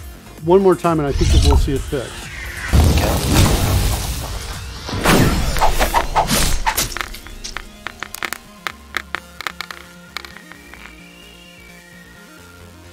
5 plus 9. That is a hit. And then so the damage now should be 9 plus 3, which is 12, but I think he's got a +2 on that, does he? On the damage? I've got a +5 on the damage. +5. 1d12 plus 5. It looks like that total was off. Let's try that one more time.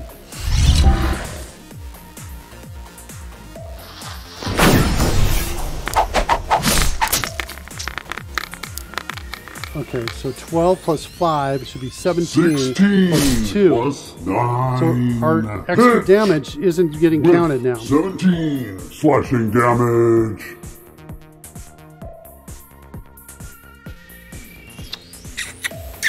Getting close. We're getting close. Why isn't that working though? All right, so let's go down over here in this space. Get roll results.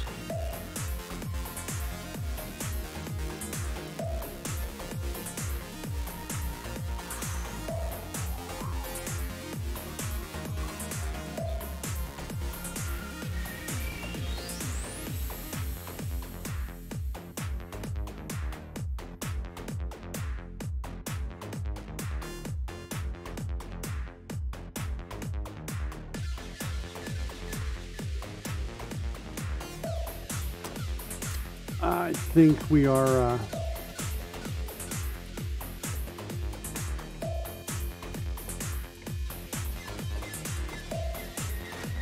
going to need to send some data out is what I think we're going to need to do.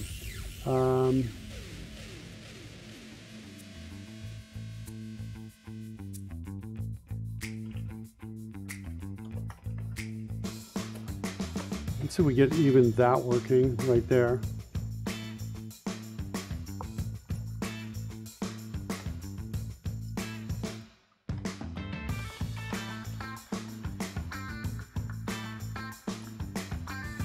All right, here we go.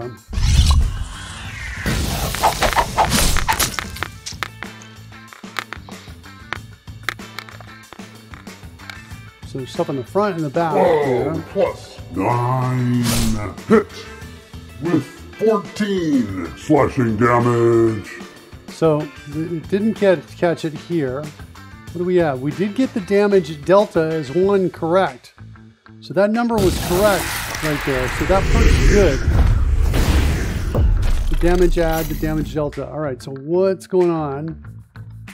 What am I missing here? The damage map. Total scoring. Do I have a total here for the damage?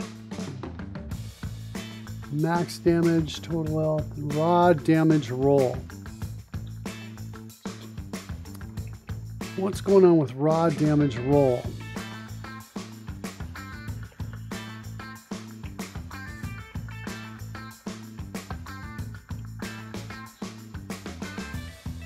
And this code's all correct, right? I think that's good. I guess I should do this. I should send this out here. You can use the C# style dictionary access with a map like this. Okay, no. I think that might be it. That could be a problem. Okay. Damage map.set, because I remember seeing code key, comma, damage map.get. Yeah, I think you're right. Get on the key plus damage delta. You like that better? That might be our fix.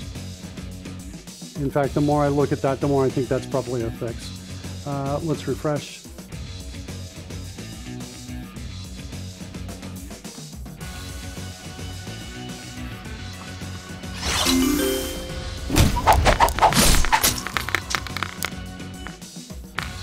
Golden Gorilla says your if is still broken. Excuse me, sir. +9. That is a hit. Yep, it's not doing it. 17. Slashing.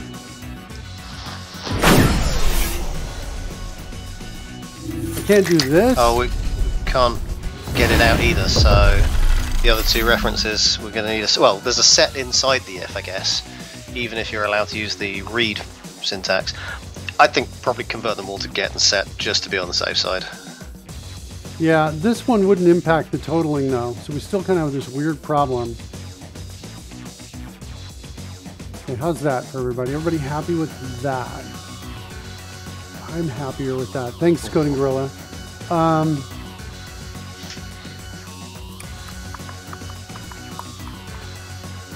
Well, I don't get it. So we set out the damage map. That means it should be here. Oh wait, here.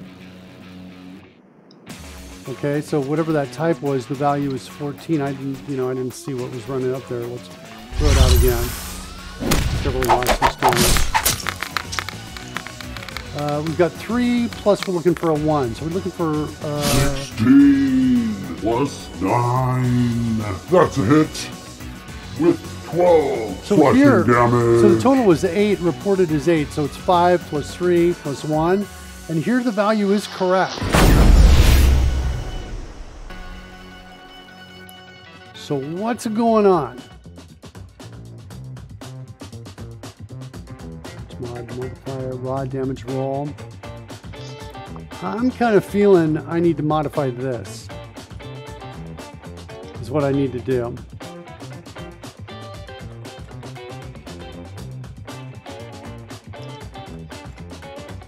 Like, I'm not sure if that's enough to just fix it. But I think it'll take less time to try it than to think about it too hard. That's fair.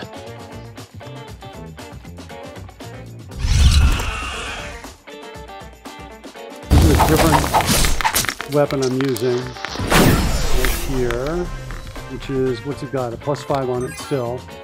10 damage is 9. That is a hit. With 7 slashing damage. Yeah, it's not getting the +4. Let's see. But we do get it here. We get the 11 here.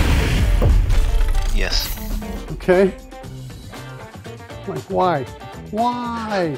Total scoring dice, plus my mods, card damage mods, score mods, nat 20s, 2-hit modifier, the raw damage roll.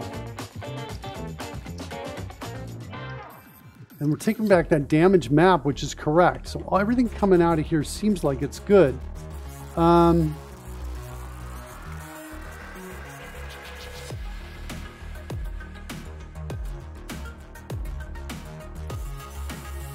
I'm starting to get a little frustrated. Yeah.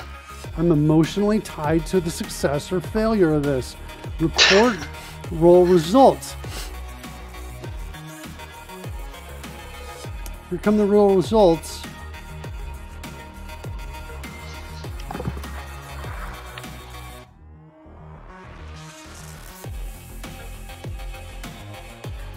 Total damage plus modifiers.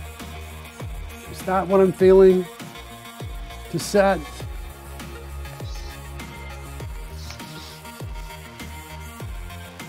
I think I got past it here. Get roll results.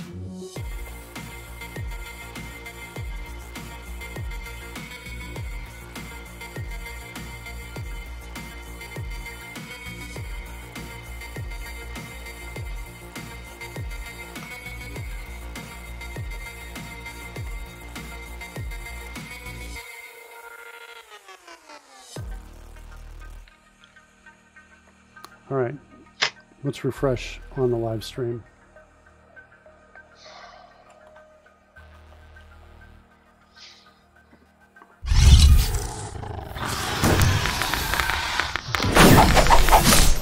plus 5 to whatever that number is there. 2 plus 5 is 7, 8, 9. Yep. Plus 9. Yep. That did it. I think that fixed it. All right. So it's a miss, but I think that did it. Let's do it one more time.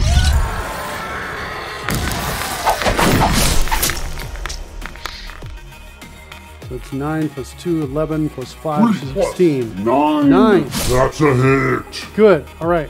Let's shrink Fred. 16 slashing So I'm damage. curious, Mark, not on this roll, but on the one that went before.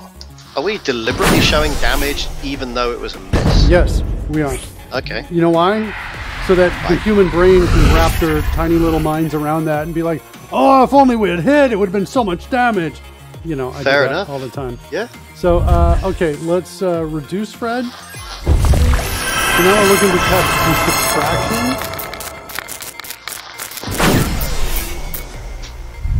Yeah, you're gonna keep going after that thing. Yeah. Here we go. Nice.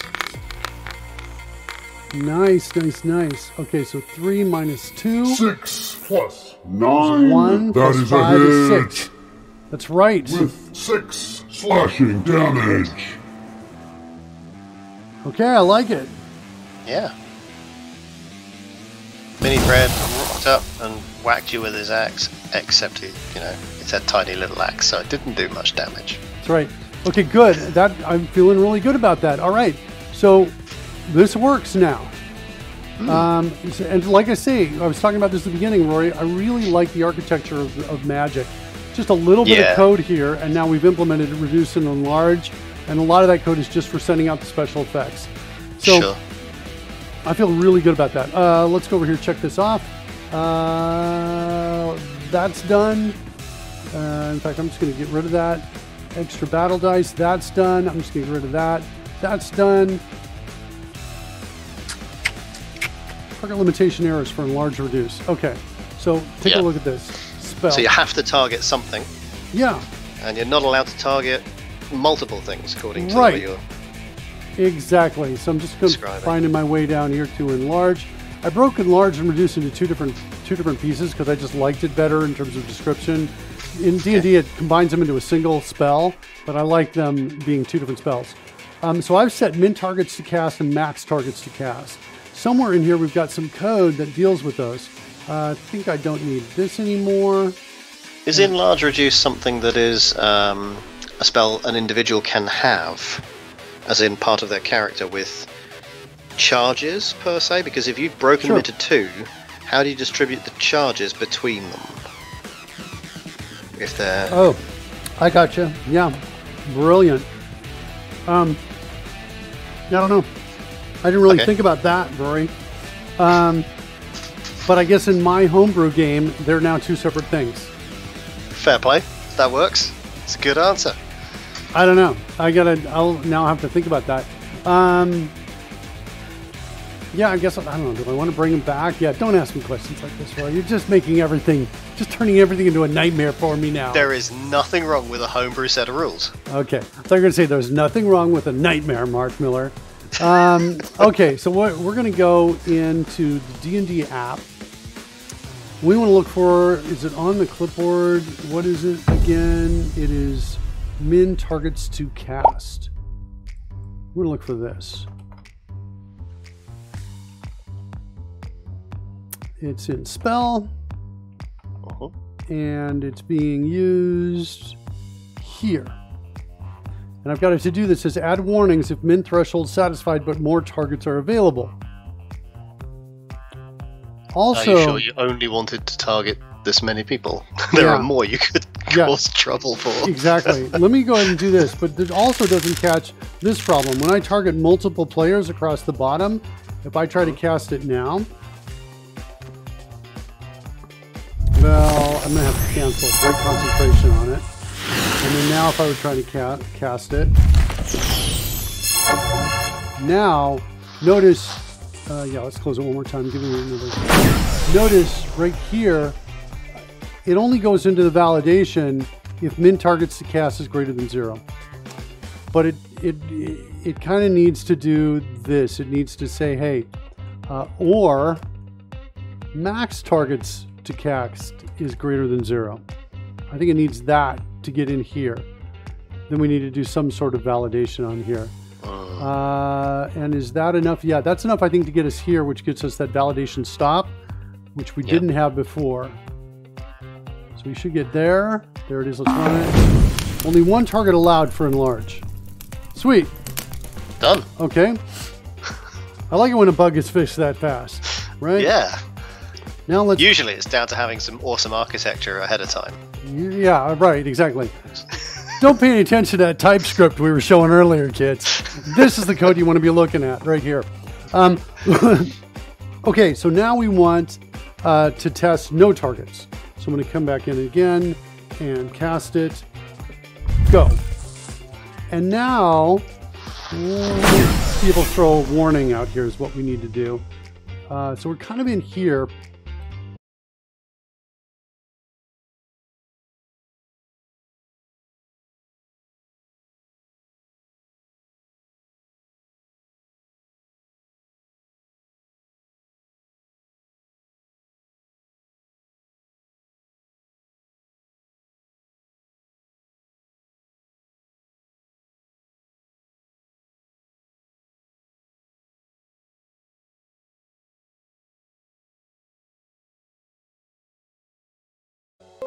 And want to say something to the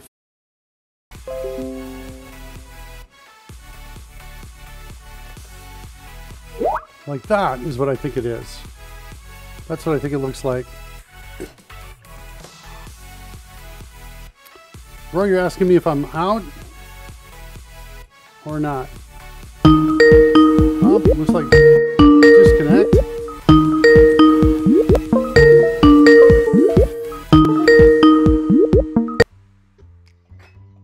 Hey, there it is. Did you lose me?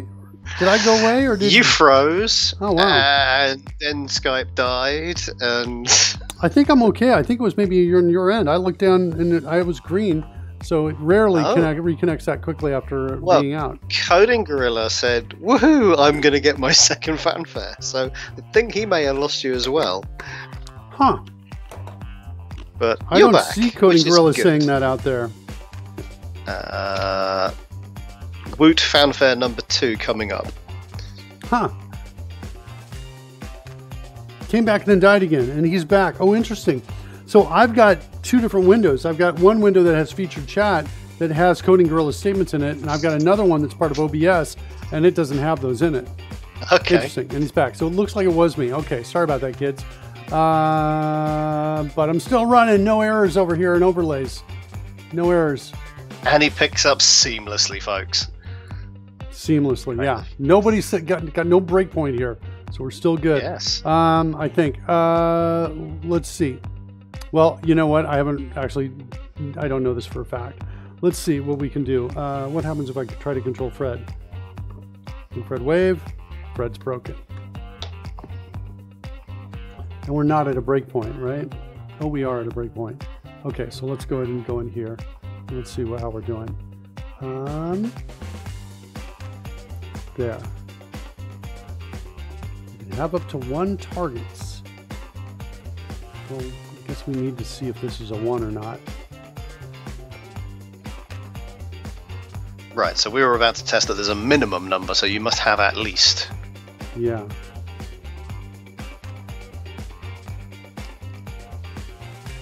No, this is 1. You can have up to 1 target. Well, that should... yeah.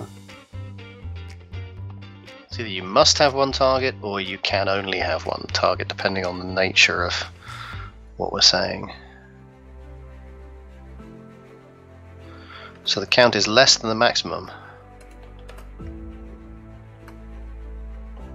Meaning, yeah, that's it. Nice. Nice. Uh-oh. The operation's timed out. So we got this exception right here. This is the stream loops piece of the puzzle. That's performance. Okay. Performance seems okay. Seems to be connected still. One more time. Let's go back in and we'll just look at it here. Go into spells, cast reduce, go. Clear my breakpoint. Missing a target for reduce. Better. Better. Let's set some targets. And go back in. Cast Enlarge. And one target allowed for Enlarge. Is allowed for Enlarge. Good. Okay. I'm going to call Just that so done. you're aware, all of our stuff from the chat room is not working. You're having to manually close things, I think, at this point. That means... Let's jump over here. That means...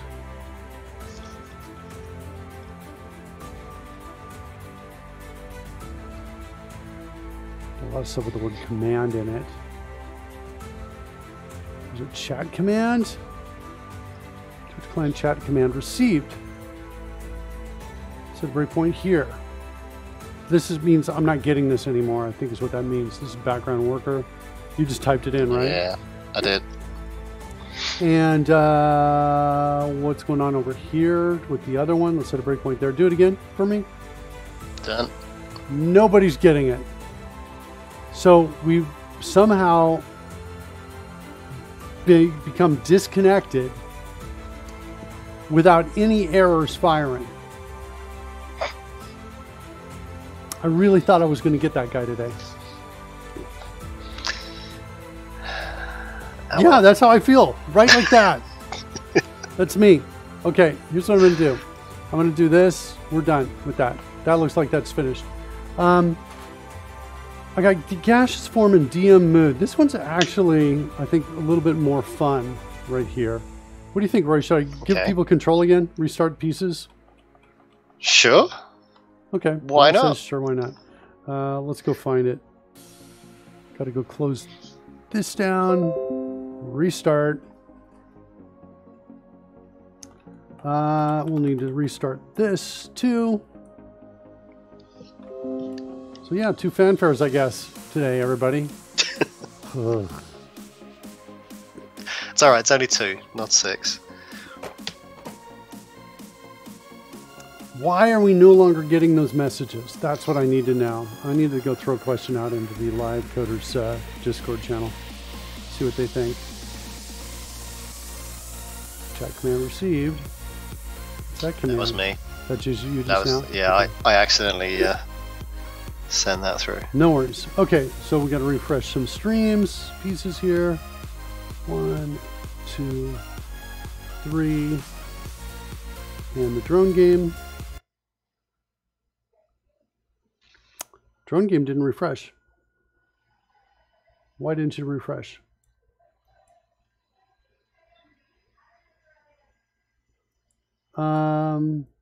Drone game is not refreshing. Oh. I don't get that at all. Let's close it down and restart it again, I guess.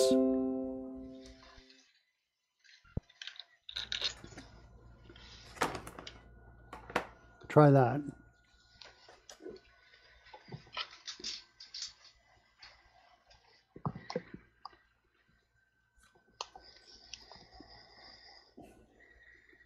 All right, let's try it now.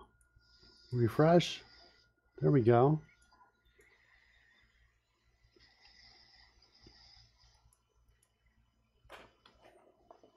Let's see if we get music coming in here.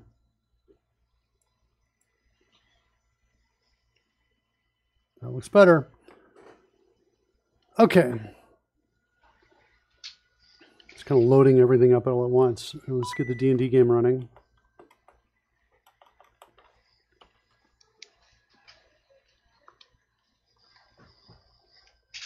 Okay, so what are we going to work on?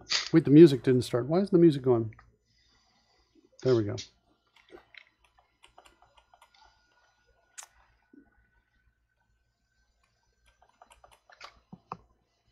Two things I want to work on.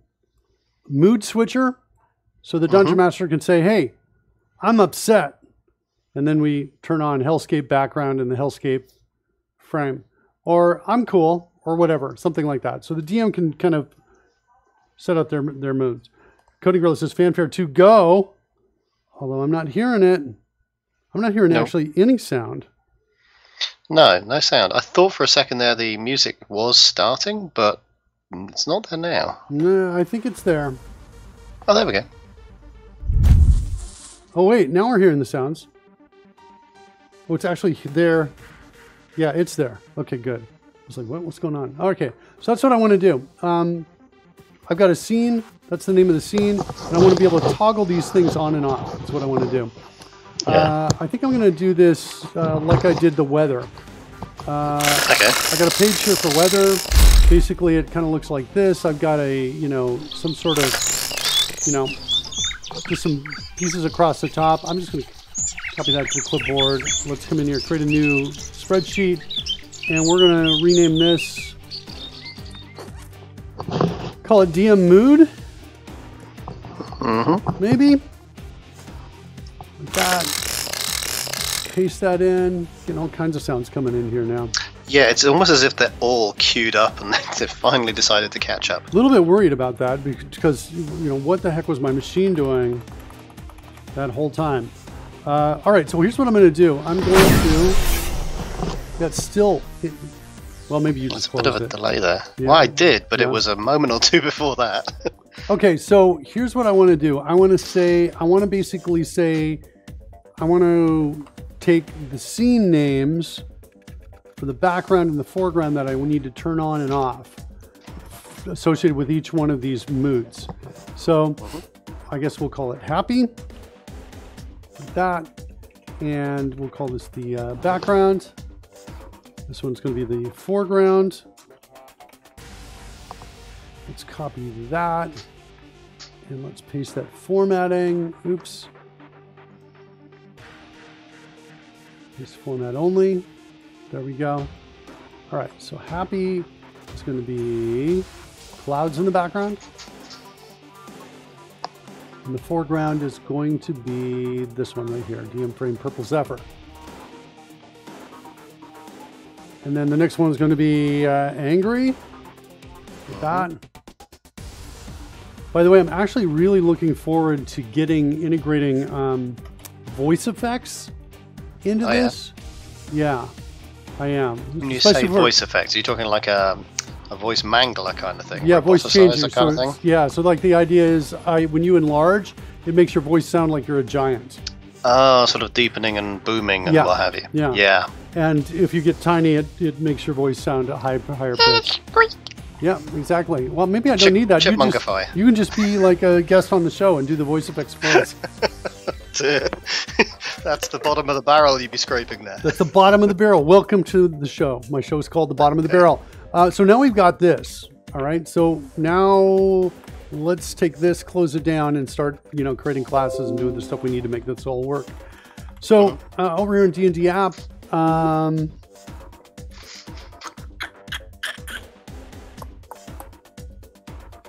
think I can put it up here in the higher level stuff. I'll just come up here, create a new class here, and we'll move it. So this is going to be the DM Mood class, like this. It's going to have a property called Keyword. It's going to have a property called Background and a property called Foreground, like that. Like that. Okay, cool. Okay. It is going to have, what is it? Sheet name? Yep, I think so. And I think it's D&D like this. It's going to have a tab name. DM Mood. Like that. These are going to be columns. Oops. Come on. Column. And this one's also going to be an indexer. Yep. This one's going to be a column. Good. All right. Let's go extract it to its own file. Let's go find it and put it in a folder.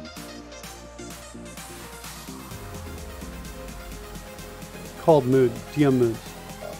Let's do that. Uh-oh, what'd I do? I clicked the wrong thing. Okay, wasn't too dangerous. That's my version of thrill for the day, by the way. Okay, DM mood. Moods like that. So grab DM mood, put it up there. Okay. I think I need a DM mood manager. Like this. And it's going to have a list of those things called all DM moods, maybe.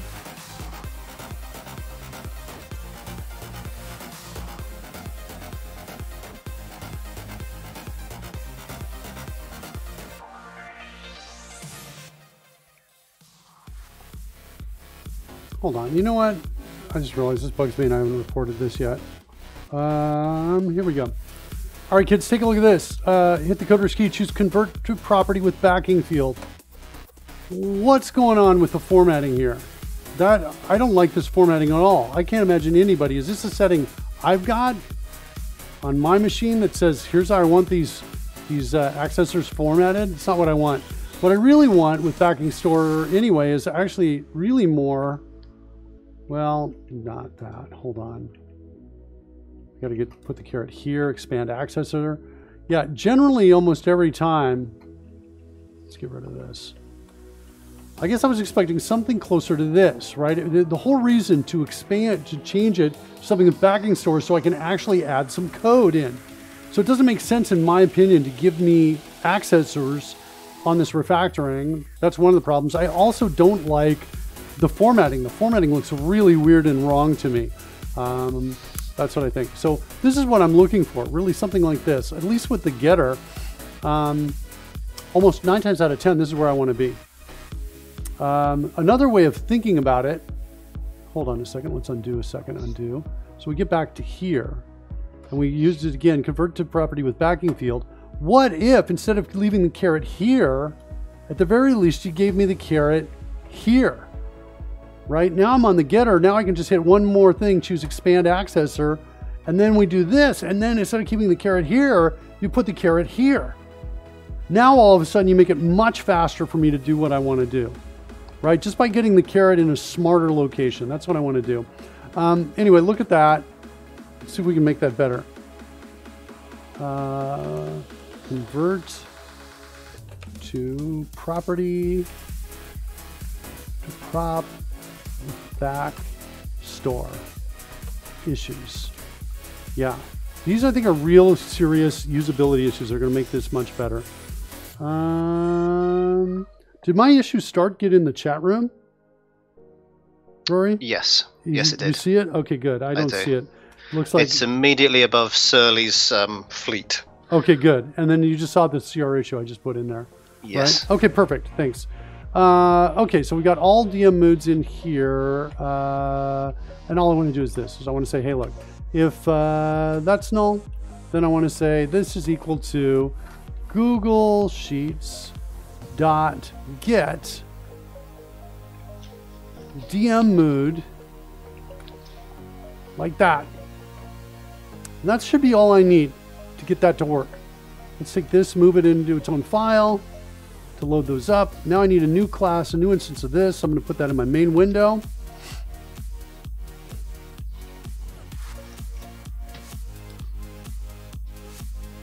What's going on? Main window here. Why is this? Why am I not recognizing this code? This is a different main window. DHDM, it's the same one. Initialize game. Let's go down at least to there. Okay, this is code I recognize. So we're going to say DM mood manager is equal to new DM mood manager, like that.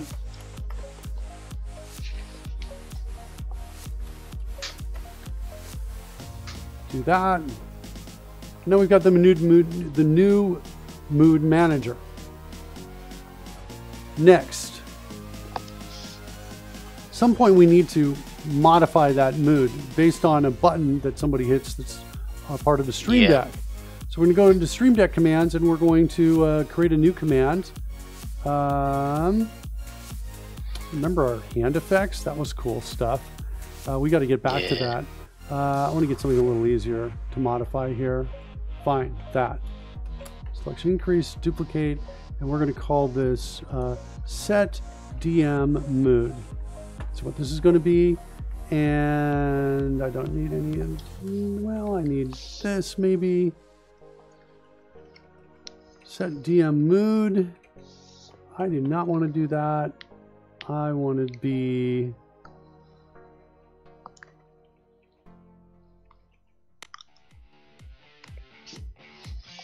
Yeah, maybe I'll do this.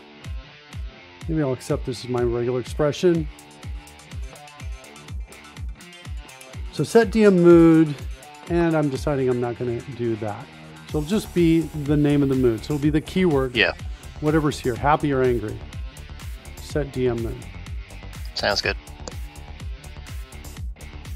And I think I got to go to the end of the line. Like that. Okay. All right. If it's a match, then we want group 1, and we're going to go call this the mood name.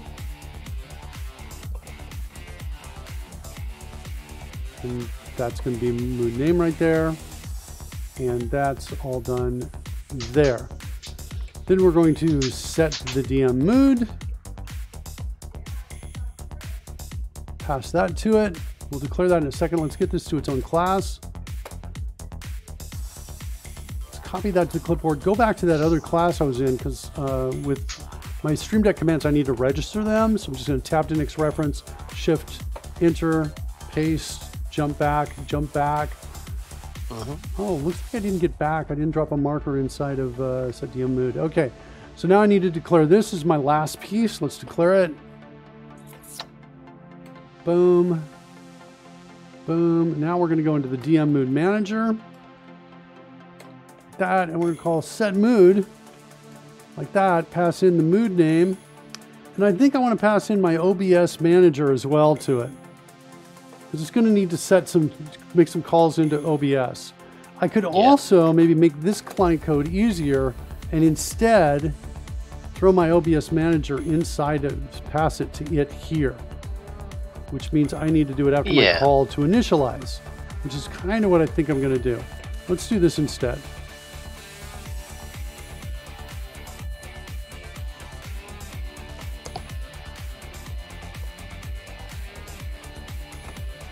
Okay, so now I've got my OBS manager inside here.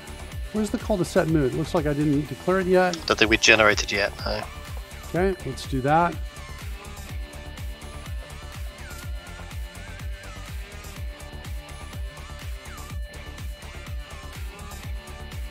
Come on.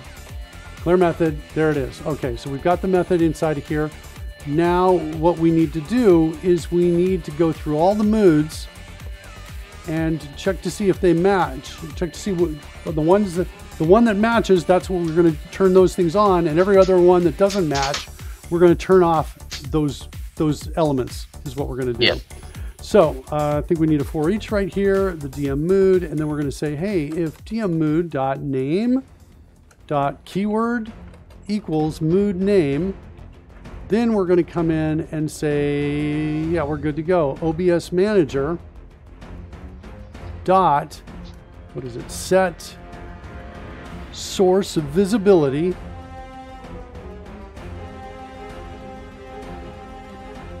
really. That's all I got.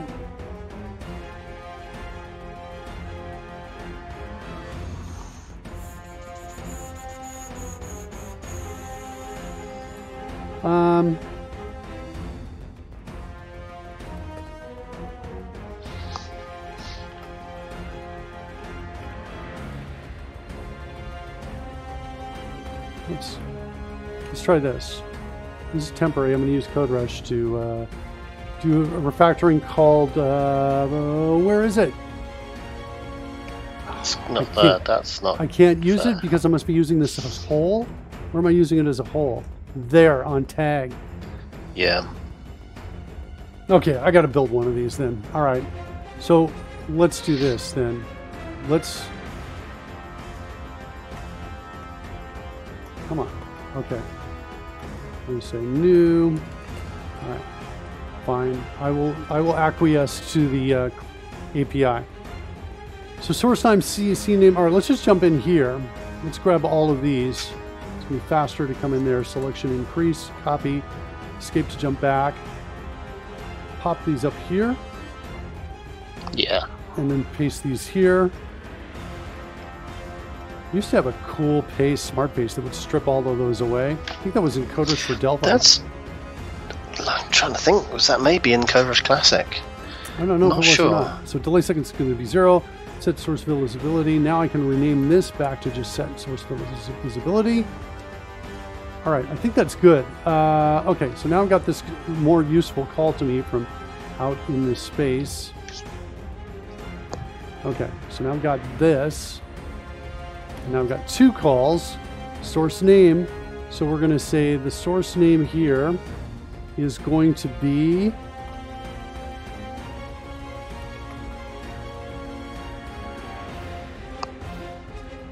The source name is the DM mood .keyword.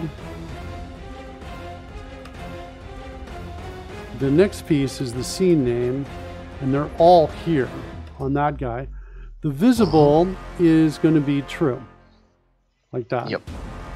And that's the keyword. Wait. No, it's not the keyword. It's the background, and then a second time for the foreground. That's what it is. Okay. Let's get rid of this. Declare constant. Dungeon Master scene. Okay. There's that. Yep.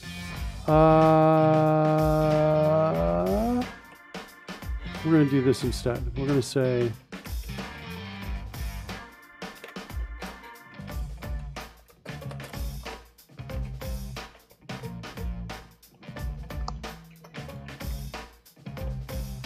And I think that's it now. That makes the code a little simpler. Okay? Sure, yeah. So that's gonna basically allow only one of those to be on, based on what the keyword is.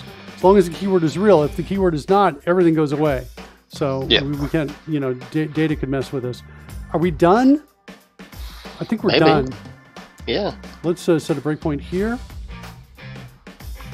And run it. Save all and run. Wouldn't that be cool if we just wrote a feature and it works and that was it? I do like it when that happens. Yeah, if it works, that's really awesome because we wrote a feature that is grabbing from a brand new spreadsheet, grabbing this stuff in. Yep.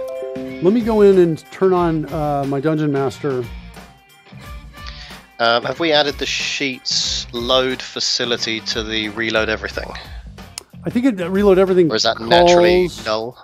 No, we've not. We've not done that. We'll need to do that. We need to invalidate it if we do that. Okay. Let's set up a button. Let's create a button in our index. And that's true. We have a way of triggering this. Yeah. So the DM's got this one right here. Let's wait. The DM. What's this thing? Okay, that's going to do it. Let's do this. Paste it, and we're going to call this instead of that. We're going to say happy.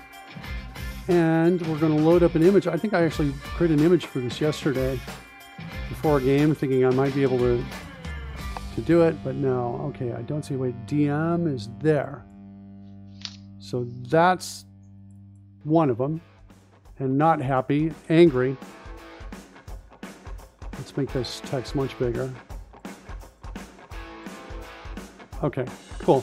So there's angry DM right there, and that's going to be set DM mood. DM mood. Angry. Angry. Let's copy that. Paste it. Call this one happy. Change the picture in the back. Holy cow, this would be the most impressive demo of my life if this works. I don't want to, I don't want to... Not to hype it up or anything. Not to hype it up or anything, but let's try it. I'm going to hit angry. Ooh, we got a breakpoint. Oh, no! Oh, no! Bad, Mark. Look what I did. It's so close, though. It was so close. All right, hold on. Let's get it. It's edit and continues complaining, but I'm going to just put it up here. And we come back down. I'm going to say edit and continue. Okay, there we go. There we go. I see no bugs.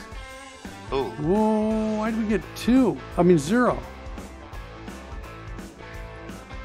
I don't understand that at all. Let's come back here. Did we misname in our attributes somehow? I'm going to come back in here. We don't get the right values again. for the sheet. It's weird. Oh, there's 2 there. I know. I went back and re-executed it, but I don't know what happened there. Why was it not null? Is my question. I don't get it. Also, I don't really need a setter here, but I'm in editing continue, so I'm not going to do anything. All right, so let's do it. Oh, look at that! Hey! Happy. I just hit the happy button. Hold on. Let's clear the breakpoint. Look at that. Nice. I'm going to call that working. Yeah. Okay, the only problem is... There's a little freeze, isn't there? Yeah, just yeah. before... Yeah, so here's what we're going to do. We're going to fix that. Because what's happening is, there's some perf issues here. That in OBS, right?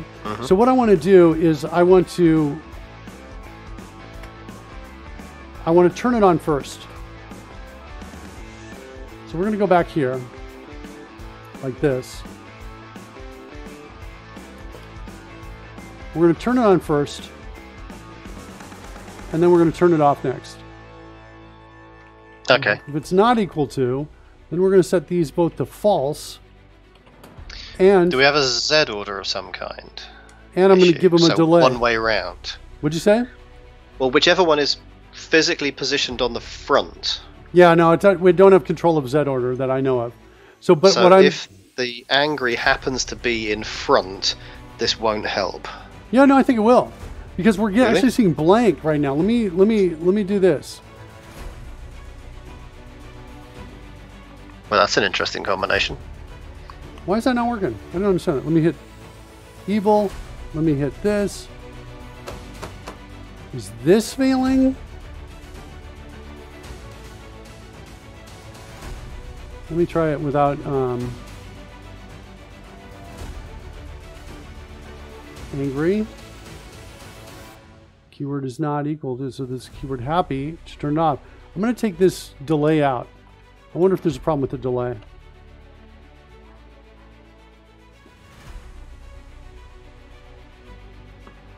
Oh, I'm at the breakpoint. Let's run it. Okay, here we go. So that's better. Angry. Yeah. So we've got the problem.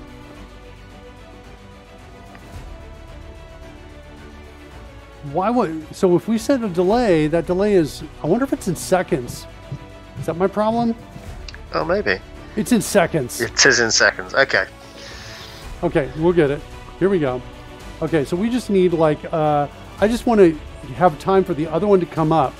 So I'm going to say 0.2 is my delay right there.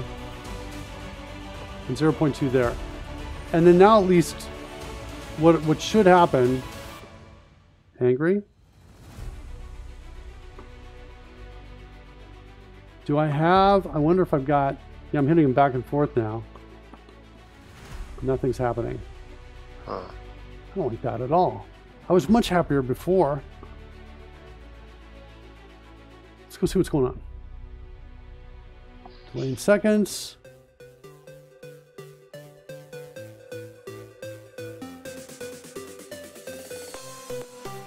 Delay in seconds greater than that. Okay. Delay float text. Well, this is a really weird name for a timer.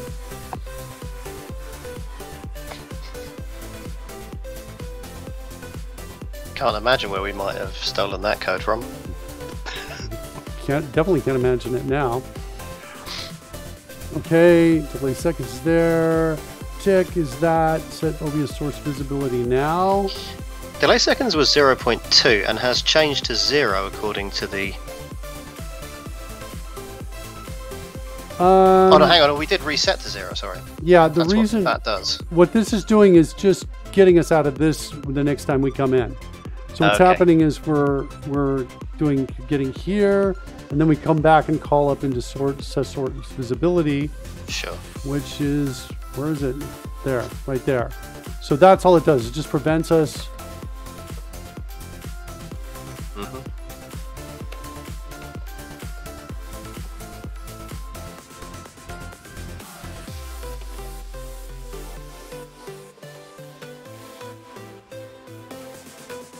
effectively will absorb the data that says you must delay 0.2 and not repeat the exercise. Yeah.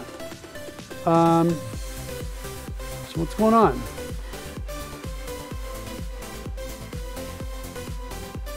I'm calling delay show source timer start, and we're not getting here.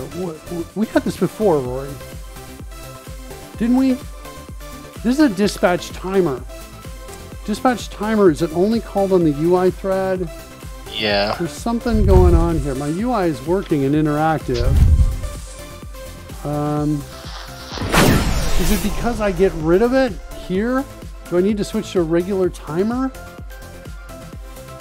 That shouldn't make a difference. In other words, because it's a local, the timer, I've done this with a timer, but for some reason I feel like this is a problem with here. But I also feel like, whoa, this should be working already in terms of delays and popping stuff up. I'm sure I do this for one of the spells I cast,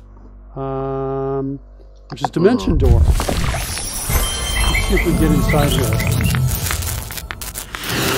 There we go. What's my EA? Well, now it is, yeah, and it's having me come back, I think.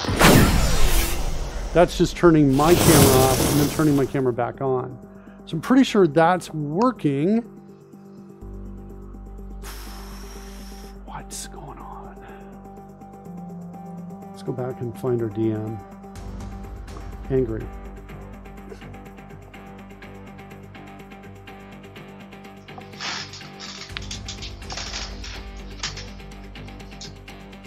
Yeah. So the interval is right. Set the source visibility now. And we just never get here. We never ever get there. All right. I don't need a dispatch timer. I'm killing the dispatch timer. I'm going to go with a regular timer. Okay. I feel like this had something to do too. I think when Coding Gorilla was out there. Well, Coding Gorilla comments that it's not necessarily the UI thread, it's simply the active thread, which of course in a UI program is the UI thread. Yeah, I'm killing it. I'm going to a timer. That's what I'm going to do. All right, so I'm hitting happy button. Run. All right, we're changing this to a timer. Oh.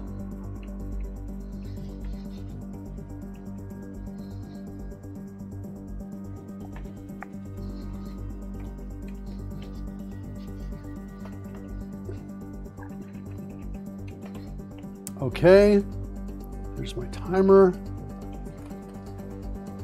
Interval, I think is in milliseconds. Is that right?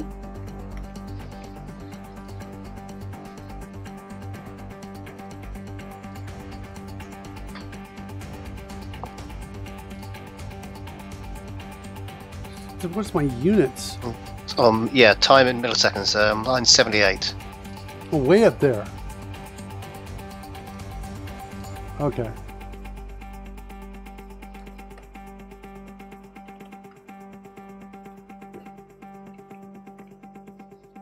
Okay, delay seconds. Now you got to make sure you change the code down line 180 because it's expecting a dispatch timer down there as well. Got it. That's a great point. Although, aren't we going to have a different event anyway? Yeah. Well, I think so. I just declared it. It's this guy right here. Yeah. Is what it is. So it's less of a... I don't have a tag on this. What were we using the tag for out the other side? Were we actually using it? Yeah, to get the data back. We're storing it all in there. So I think what I got to do is I got to, whoops, I got to create a class that is a descendant.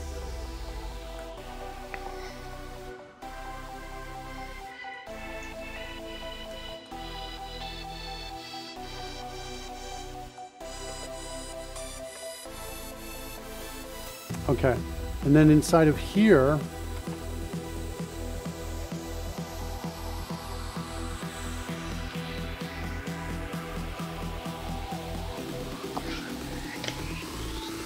That's what we're going to create here. And that's what we're going to create here.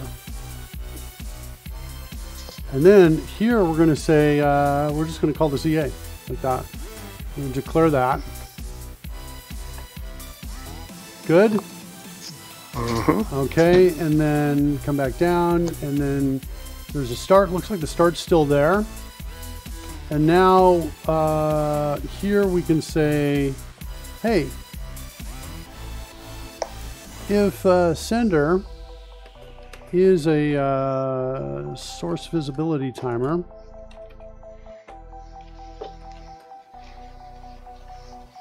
then we're going to come down and say set source visibility, like that. All of this can be deleted. Yeah. That can all go away now. Pretty sure. Well, it's still an edit and continue. Is it going to be happy to do that? I mean, this. I'm going to do that. And gotcha. With a big to-do up here, delete this. Delete this piece of crap. Can I say crap on this show? I'm not sure if I can or not. You can say anything you like on your show because you make the rules. Okay, hold on a second. I'm going to call this timer. And it's not EA. It's not the timer we're passing in. We're passing in timers.ea event args. There. Okay. Now I think it's going to work. Let's try it. Run. Run. There it is. We got it. Okay. And now it's coming in. All right, good. All right, let's just clear the breakpoints and try it. So angry. Clear the breakpoint. Oh, well, it was better, but the foreground. I got a breakpoint. I got a breakpoint. Okay. Well, that's not good at all. Angry. Happy. What's going on? Set source visibility. It's saying it should be visible. Set source visibility. Here we go. We're passing in the EA. Otherwise, we're here. EA visible. It should totally work. I don't see why it's not working. Let's hit happy. Oh, wait, hold on. I'm not ever stopping the timer. Gotcha. Yeah. That's a small detail. It's a small detail, Rory. Yeah. Sadly, the world is made up of small details, which, when compounded enough, make Shut up, big Rory. effects. Shut up. I don't want to hear that. I don't want to hear that kind of crap. All right, here we go. Now, better. See what's going on? So now we don't see that horrific flicker. I'm happy about that. All right, cool. That's cool. So the Dungeon Master can pick a mood. And so if we're pissed, we're making the Dungeon Master angry, he can kind of What you're saying is Zephyr was jealous of all the buttons you get to press and wanted some for himself. He's got a Stream Deck, but yeah, giving him these things. I gave him, I'll show you this. I gave him... This is literally placating the gods, you know that, right? Yeah, I gave him, it's over in scenes, the DM trail. I gave him these so we could change the color of that trail that goes around right up there. So now it's there, or make it green or whatever. So I gave him that, kind of like a mood ring for DMs. But the guy's like gotten hungry all of a sudden, man. So. Fair enough. All right, you got to go, man? How's your time? I do, my friend. All right. Yeah, I'm pretty much at that point. All right, but cool. I thought, I got to hang up and see this work. So, and there we have it. It's working. All right, have a good night. All right, bud. I will see you again on Tuesday. See you next Tuesday. Have a good weekend. See you then. Bye. All right, guys, let's we'll get a raid going here. I think it was a good show. It's not bad. Work our way through some stuff. Gaseous Form on the list for maybe Tuesday. I don't know. We'll see. We'll see what we get to. See who's out there that we can raid to. Bald Bearded Builder. Let's go send you over there. Thanks again for hanging out with us. Say hi to Michael Jolly. See you, Coding Gorilla. See you tomorrow. Tomorrow's going to be fun. We're going to do, by the way, tomorrow we are doing Sudoku. And we're going to work some smarts in that to solve the problem. All right, kids. See you tomorrow.